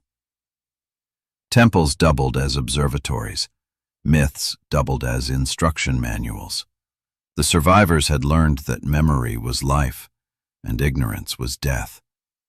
The monuments they built were not acts of worship but acts of defiance, stone promises that their story would not drown again. But memory decays.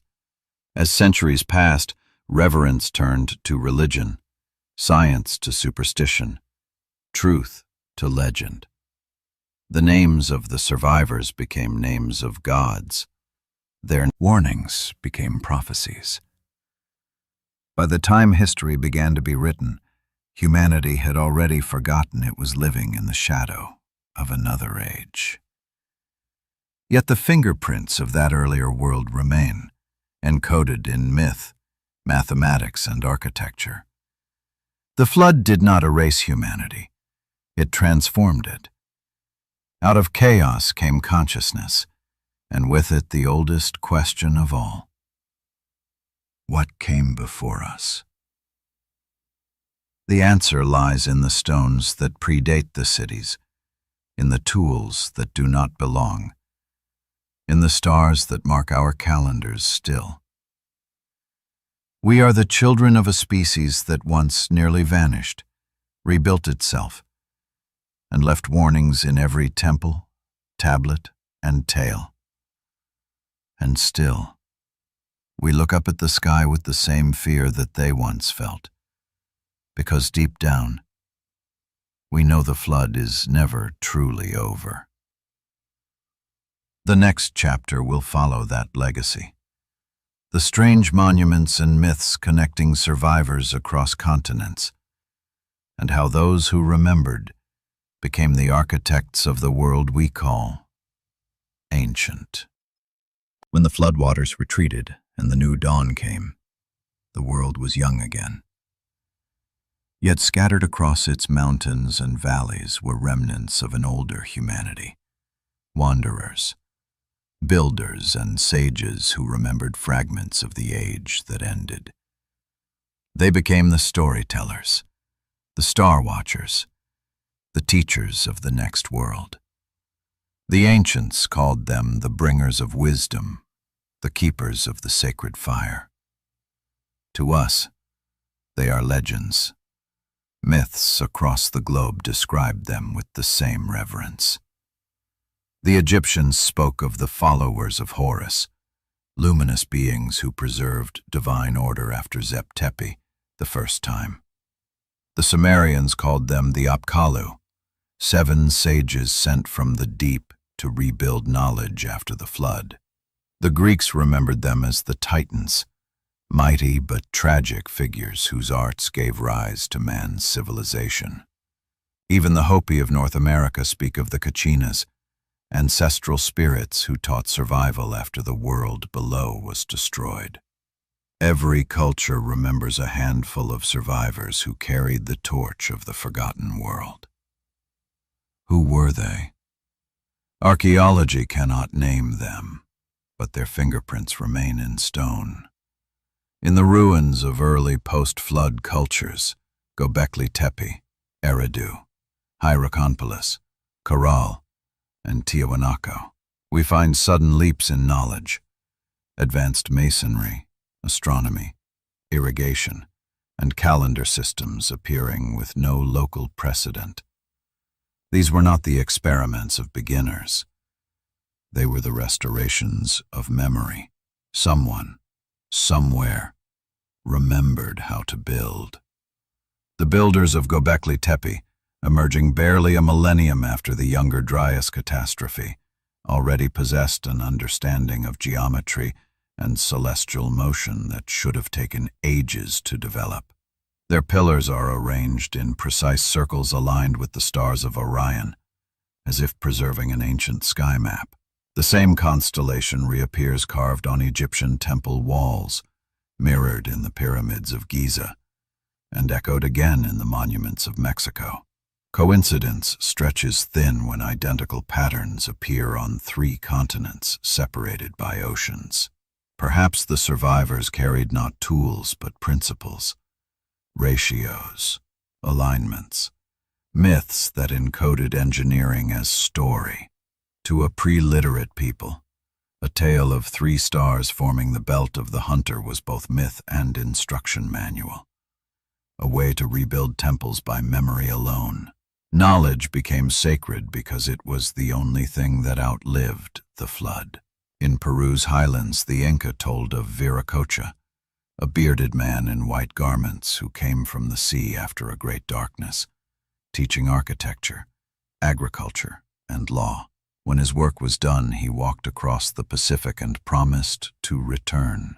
Thousands of miles away, the Maya told of Kukulkan, and the Aztecs of Quetzalcoatl. Gods described the same way, carrying staffs or rods of power, always teaching, always departing. Were these legends of local prophets or distorted memories of real travelers? Remnants of an earlier global culture, spreading knowledge to a wounded earth. Even language preserves the echo. Across Indo-European tongues, the root vid, to see, to know, appears in Veda, vision, wisdom.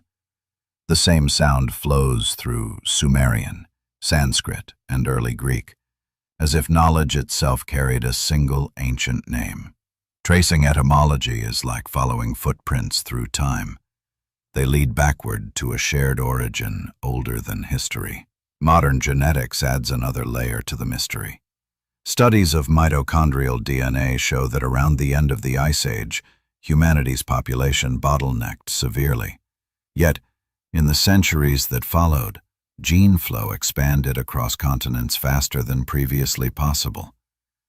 The pattern suggests migration guided by small, knowledgeable groups, navigators who knew where to go when the world was remade.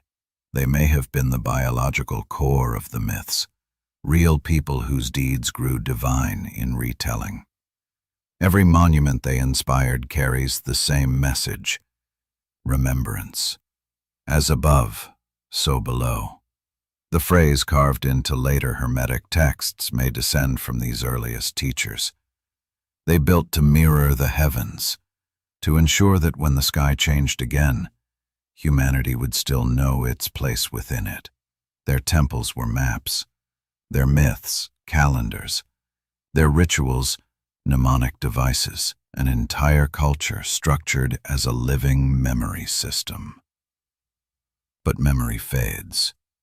Over generations, knowledge turned to superstition, geometry to worship, science to ceremony. The survivors became gods, their warnings transformed into prayers. Yet within those prayers lies data, cosmic periods, axial tilts, precessional cycles, numbers disguised as divinity. If we strip away the poetry, what remains is engineering. They were not omnipotent. They were survivors, fragments of a civilization that refused to vanish entirely. Their greatest achievement was not invention, but persistence. Against all odds, they carried the spark through the darkness, so that we might inherit light. The next part will follow how these keepers of knowledge scattered across continents to found the first true centers of power, how myth became empire, and how the echoes of that forgotten world still shape the nations of today. As centuries passed, the scattered survivors of the forgotten world transformed into legends, and their descendants into nations. What began as survival became civilization. Memory hardened into hierarchy. Myth became law. And the echoes of the flood shaped the first empires of humankind.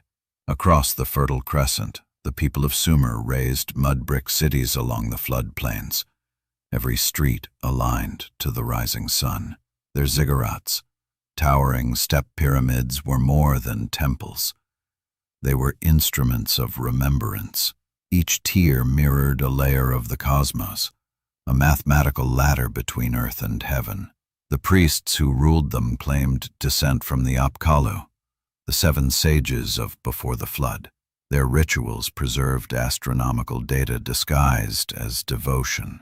When they recited hymns to the god Enki, they were also charting the rhythm of the tides and the orbit of the moon. Egypt inherited the same design instinct. Its early dynasties organized their kingdom not merely around the Nile, but around the stars. The pyramids of Giza were not random tombs scattered in sand. They formed a star map frozen in stone. The Great Pyramid marked the pole of the world. The Sphinx faced the rising of Leo, signaling the age that had ended. The priests of Zep-Tepi claimed they were rebuilding the order of the gods, but what they truly rebuilt was memory, a cosmic clock reminding humanity of cycles far greater than any kingdom. To the west, the Minoans on Crete etched spirals into their palaces, symbolizing the motion of stars.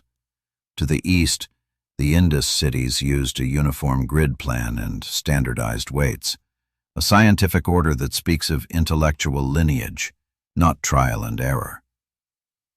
The same ratios appear in the temples of Angkor and the stone circles of Britain. It was as if an invisible hand had passed blueprints across the oceans, a memory older than language, surviving through geometry. At first, these monuments united faith and knowledge. But power has gravity. Priests who once measured stars began to measure men. The sacred observatories became symbols of authority. The knowledge they guarded turned secret. Civilization was born from remembrance, but it matured into control. The keepers of lost wisdom became the architects of hierarchy. In preserving knowledge, they also claimed ownership of it. This shift was inevitable. To remember is to define, and to define is to rule. The early empires justified kingship by ancestry from the gods, the very survivors of the cataclysm.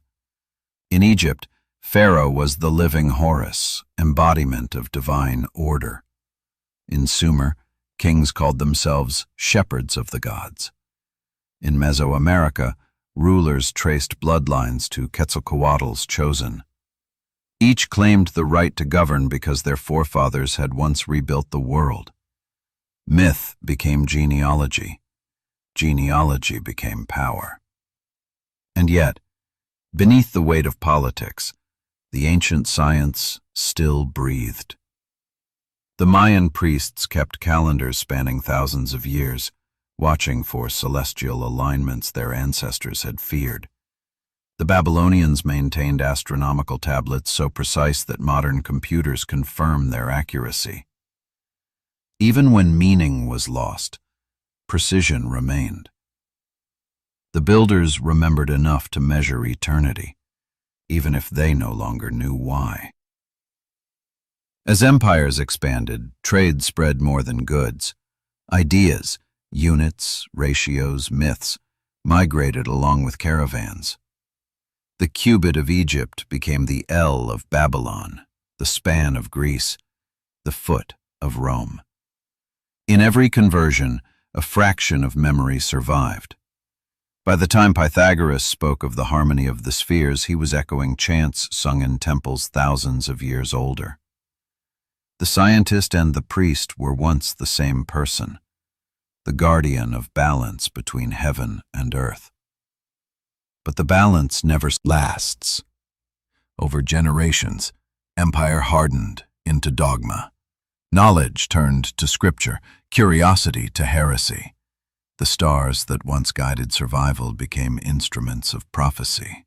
And once again, humanity began to forget, not the flood this time, but the purpose of remembering. The architects of memory had succeeded too well. Their symbols endured, but their meaning faded into superstition. Even so, their legacy remains embedded in our world. The compass points, the calendar's rhythm, the geometry of our cities, all trace back to those early keepers who rebuilt civilization from ruin. Every modern skyscraper is a descendant of their ziggurats, every observatory a reflection of their stone circles. We still build to remember, though we no longer recall what we are remembering. The next chapter will explore the cost of that forgetting, the moment when humanity, confident in its progress, began to bury the very knowledge that had once saved it. It is the story of how history itself became selective, and how the true depth of our past was deliberately sealed away beneath the sands of time. Civilization, once reborn from chaos, soon began to edit its own story. The farther humanity walked from the flood, the less it wished to remember. In temples and palaces, knowledge turned into hierarchy, and hierarchy demanded control of time itself. To rule the present, one must write the past. Thus, history was born, not as a record of truth, but as an act of forgetting. The earliest scribes of Sumer carved tablets not only of trade and law, but of divine order. They traced a lineage from chaos to kingship, from the flood to their gods, fixing in clay what had once been fluid in memory. But what they chose not to write was just as telling.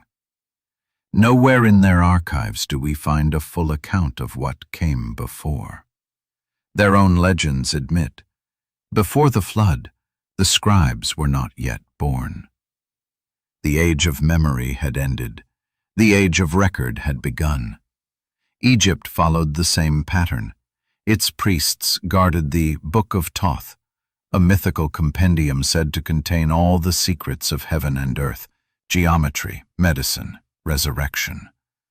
But they locked it away, fearing that misuse could bring another catastrophe. Knowledge became sacred, and sacred became forbidden. The more advanced the science, the deeper it was buried in ritual. The act of remembrance transformed into religion. In protecting wisdom, humanity began to imprison it. Over centuries, this self-imposed amnesia spread. The world's first libraries rose: Nineveh, Alexandria, Heliopolis, storehouses of brilliance destined to burn. Each time fire consumed scroll and tablet, humanity lost another piece of itself. Whether by accident or design, the result was the same. The ancient continuum broke. The survivors' knowledge, once preserved in geometry and myth, faded into fragments, scattered across ages. Why did we allow it? Perhaps because knowledge carries danger. The myths of Prometheus, of the Tower of Babel, of forbidden fire, all warn of humanity reaching too high. Progress threatened divine order, and those who claimed divine authority made sure it stayed that way. Kings and priests turned memory into property. They alone interpreted the heavens. They alone spoke for the gods. The legacy of the flood, meant to unite, became the foundation of control. By the Iron Age, myth had ossified into doctrine. What had once been data encoded in story became superstition. The great cycles of precession and cataclysm, once understood as natural patterns, turned into moral allegory. Floods became punishment. Comets became omens. The scientific language of the ancients survived only as prophecy, misread by their own descendants. Humanity had not only forgotten its origins, it had rebranded them. And yet, beneath the surface, the old knowledge never died completely. It survived in fragments: the measurements of the megalith builders, the astronomical alignments of temples, the secret ratios of architects. From Egypt to Greece to Rome, from Baghdad to Florence, pieces of the ancient world resurfaced each time curiosity overcame fear. Each Renaissance was a partial remembering. In Greece, the philosopher Plato tried to rekindle that memory. In Timaeus and Critias, he spoke of Atlantis, not as fantasy, but as moral history, a civilization destroyed by its own arrogance. He claimed his story came from Egyptian priests who remembered a cataclysm 9,000 years before his time. The numbers match the end of the Ice Age. Most modern scholars call it allegory, but Plato never wrote fiction. He wrote philosophy grounded in testimony. Through him, the memory of the lost world flickered back to life. Centuries later, the Library of Alexandria sought to gather all human knowledge. Scholars translated texts from every corner of the known world: Babylonian astronomy, Indian mathematics, Egyptian cosmology. For a brief moment, the continuum was restored. But fire came again. Wars and ignorance consumed the scrolls, and once more humanity's bridge to its deep past collapsed into ash. Perhaps forgetting is cyclical too. Each age remembers just enough to rebuild, then buries what it fears to understand. We invent progress and call it discovery, unaware we are walking a path already paved by our ancestors. The spiral of knowledge winds upward, but it is built on ruins, each layer rising from the bones of the last. In our time, we celebrate technology as unprecedented. Yet satellites, nuclear energy, and digital archives are only reflections of the same impulse that drove the ancients to carve memory into stone: the fear of losing everything again. We are the inheritors of their trauma. Our machines are our new pyramids built to withstand oblivion. But what if, like them, we too are approaching another forgetting? Our archives are fragile, our data mortal. A single solar storm could erase our collective memory as swiftly as fire once erased parchment. If that happened, what would remain? The question echoes through time. How many ages has the earth seen rise and fall, each believing it was the first? The next part will explore that haunting pattern, the recurring cycle of memory and oblivion, creation and collapse, and how our modern world may already be repeating the ancient rhythm that ended civilizations before ours. Every civilization believes it will last forever. Every ruin whispers otherwise. From the deserts of Mesopotamia to the jungles of the Yucatan, the same rhythm repeats: rise, flourish, collapse, silence, rediscovery. Humanity does not climb a ladder of progress. It walks a circle of forgetting. Archaeology calls these cycles dark ages, but darkness is only the space between memories. When the Mycenaean kingdoms fell, Greece forgot how to write for 400 years. When Rome burned, Europe forgot how to build aqueducts, pave roads, and heal the sick. When the Mayan cities were abandoned, their calendars and mathematics vanished into jungle. Each time, the knowledge still existed somewhere, engraved in stone, preserved in myth, but the thread that connected minds was cut. It is not invention that drives civilization forward, but remembrance. Why do we forget? Because knowledge requires stability, and stability is fragile. A single eruption, a drought, a plague, a war, or a shift in ideology can wipe centuries of progress. Yet even without disaster, forgetting happens quietly. Power changes hands, libraries close, languages evolve, generations lose interest. Memory erodes not only through catastrophe, but through comfort. Prosperity breeds complacency, and complacency blinds us to the fragility of our world. History records these silences, but never their cause. The layers of ash and sediment mark endings without explanation. Archaeologists call them cultural discontinuities. The ancients called them judgments of the gods.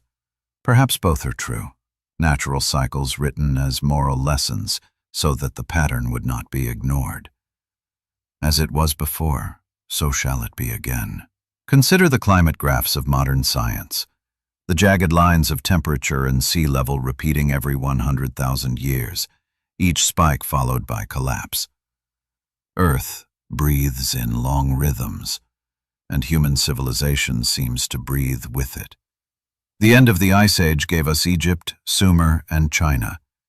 The cooling of the Bronze Age brought famine and fall. The medieval warm period birthed cathedrals and voyages of discovery. The Little Ice Age plunged Europe into plague and war. Now the pattern rises again. We live at another peak. The ancients would have seen this moment as a warning. What makes the cycle invisible to us is arrogance. We mistake our technology for immunity, our data for memory. Yet our civilization is more fragile than any before it. It depends not on stone or oral tradition, but on electricity, on fragile networks of silicon and code. One solar flare, one war, one generation of neglect could erase the sum of human knowledge faster than fire consumed the Library of Alexandria. The flood of myth could return as the blackout of history. Perhaps this cycle is not punishment, but design. Destruction clears the field for renewal. In forgetting, humanity is forced to rediscover wonder, to rebuild curiosity from zero. Each age relearns humility. Every renaissance is born from ruin. The builders of Göbekli Tepe, the priests of Sumer, the engineers of Rome, the scientists of our century, all share the same fate: to rise, to forget, and to begin again. And yet, in every cycle something endures. Not knowledge, but instinct, the drive to look up, to measure the heavens, to question our origins. That impulse has survived every extinction.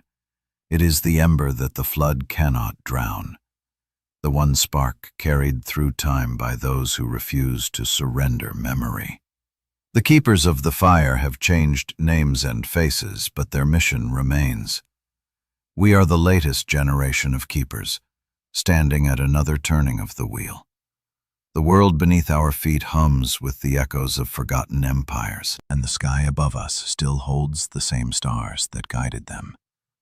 The cycle will continue, unless we learn to see it, to recognize that progress without remembrance is only repetition wearing new clothes. If history teaches anything, it is that survival is not about strength, but about memory. The species that forgets begins again as if for the first time, unaware that it walks in footprints millions of years old. To break the circle, we must become what the ancients once were: guardians of continuity, archivists of truth, builders who carve wisdom not only in data, but in stone, in story, in soul. The next chapter will be our final reflection, the attempt to understand what this prehistoric gap truly means. It will ask the question that underlies all others. If humanity has risen and fallen countless times, what does that make us now? The pinnacle of creation? Or just another civilization waiting to be remembered? For 2 million years, the Earth has kept our story under lock and stone. The fossil record, the ruins, the myths, all fragments of a book we can barely read. Between what we know and what we sense lies a void, a vast prehistoric silence, the time gap no one can explain. It stretches across hundreds of millennia between the first spark of intelligence and the first written word. It is not absence, it is amnesia. We have walked this planet for at least 300,000 years, yet our recorded history covers barely 1% of that span. The remaining 99% is darkness, an uncharted epoch where entire civilizations may have risen and vanished without leaving more than whispers in stone. We measure that silence as prehistory, but perhaps it is more accurate to call it the forgotten world.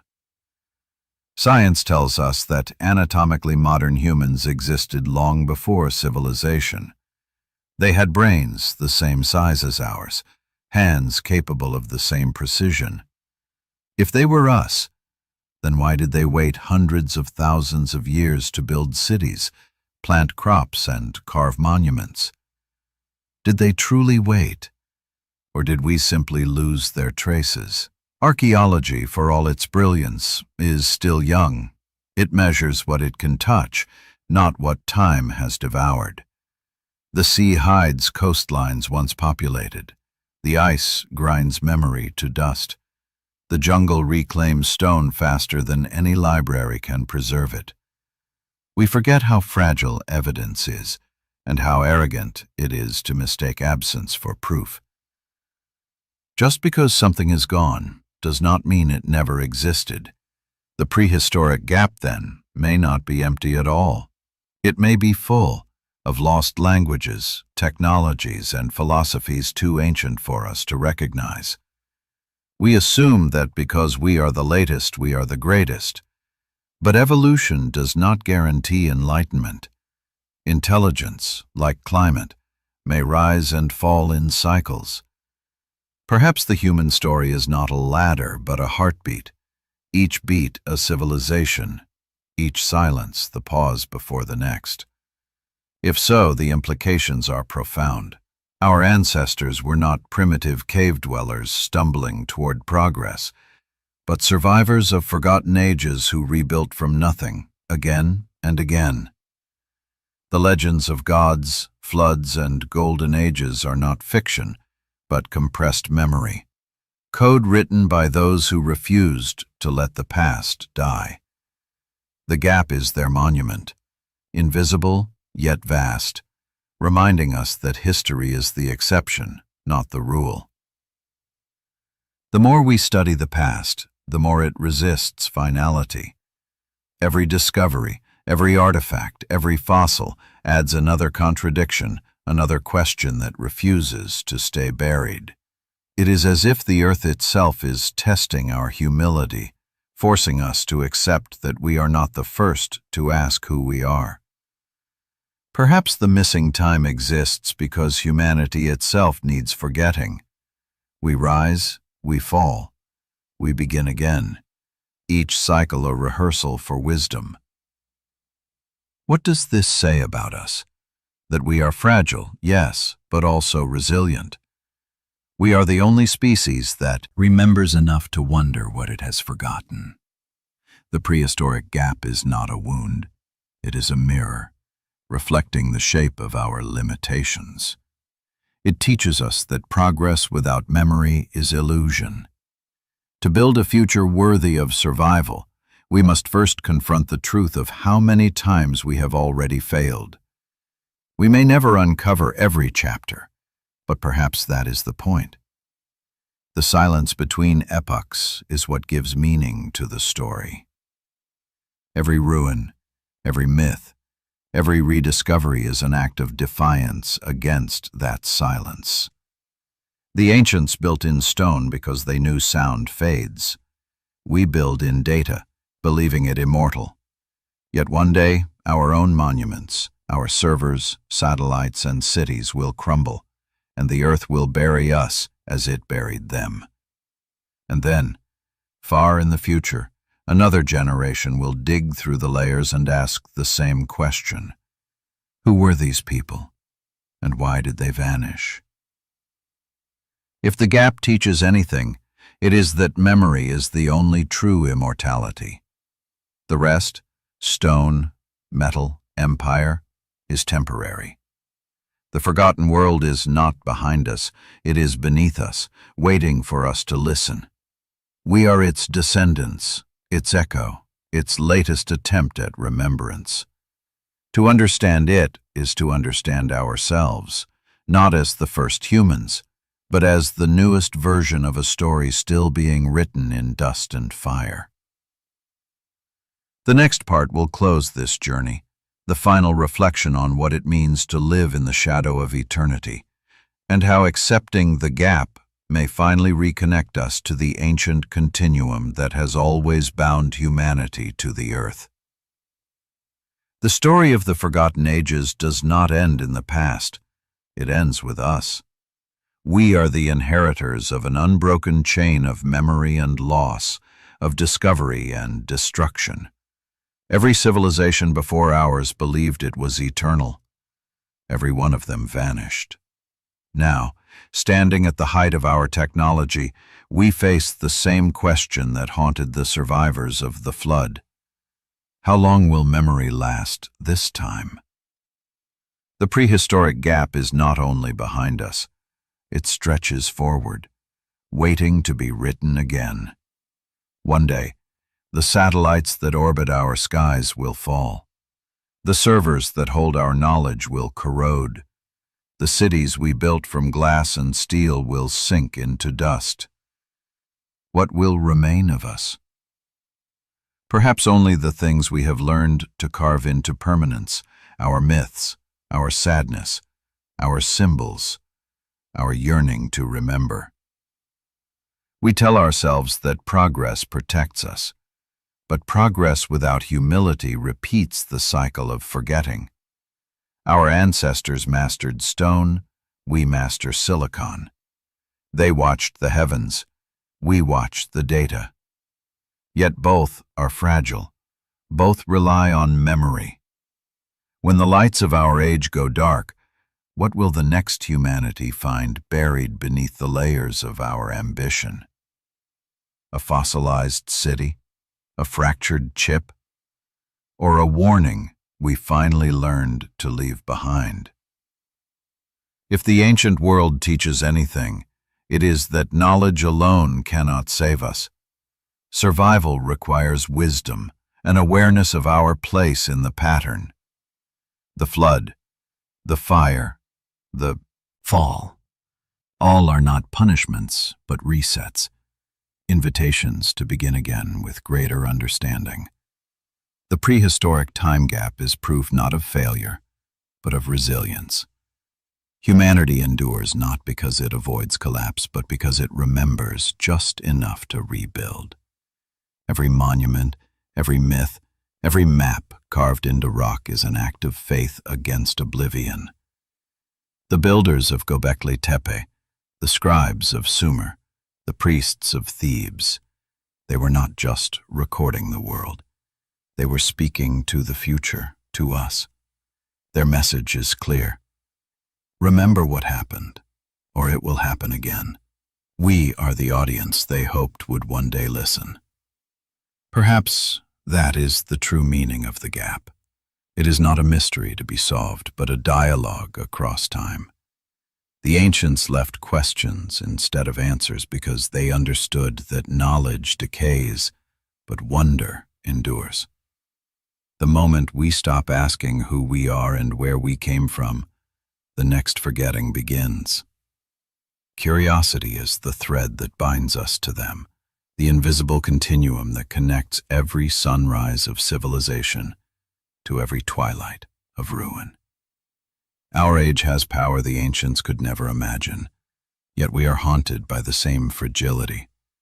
We can split the atom, but not our arrogance. We can reach other worlds, yet still wage war over the one that made us. If there truly is a rhythm to history, then our moment of balance will not last forever. The climate shifts, the stars move, the earth breathes, the wheel turns, and somewhere in that turning, our story will again be buried, waiting for rediscovery by minds not yet born. But perhaps this time can be different. Perhaps awareness itself can break the circle. If we learn from the forgotten world, not just its ruins, but its warnings, then the next age might inherit more than silence. The continuum will remain, but the tone can change. We can build monuments not to our greatness, but to our understanding. We can write in ways the earth cannot erase. The prehistoric time gap, then, is not only a mystery of archaeology, it is a mirror held to our future. It asks whether we will become another vanished civilization or the first to remember its entire story. The choice is ours. The cycle is not fate, it is opportunity.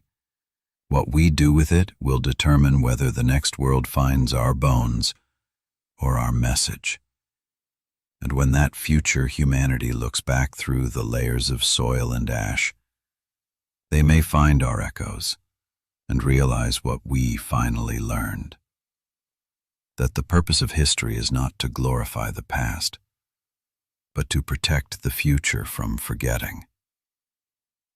The silence between ages will return someday, but maybe, just maybe, it will speak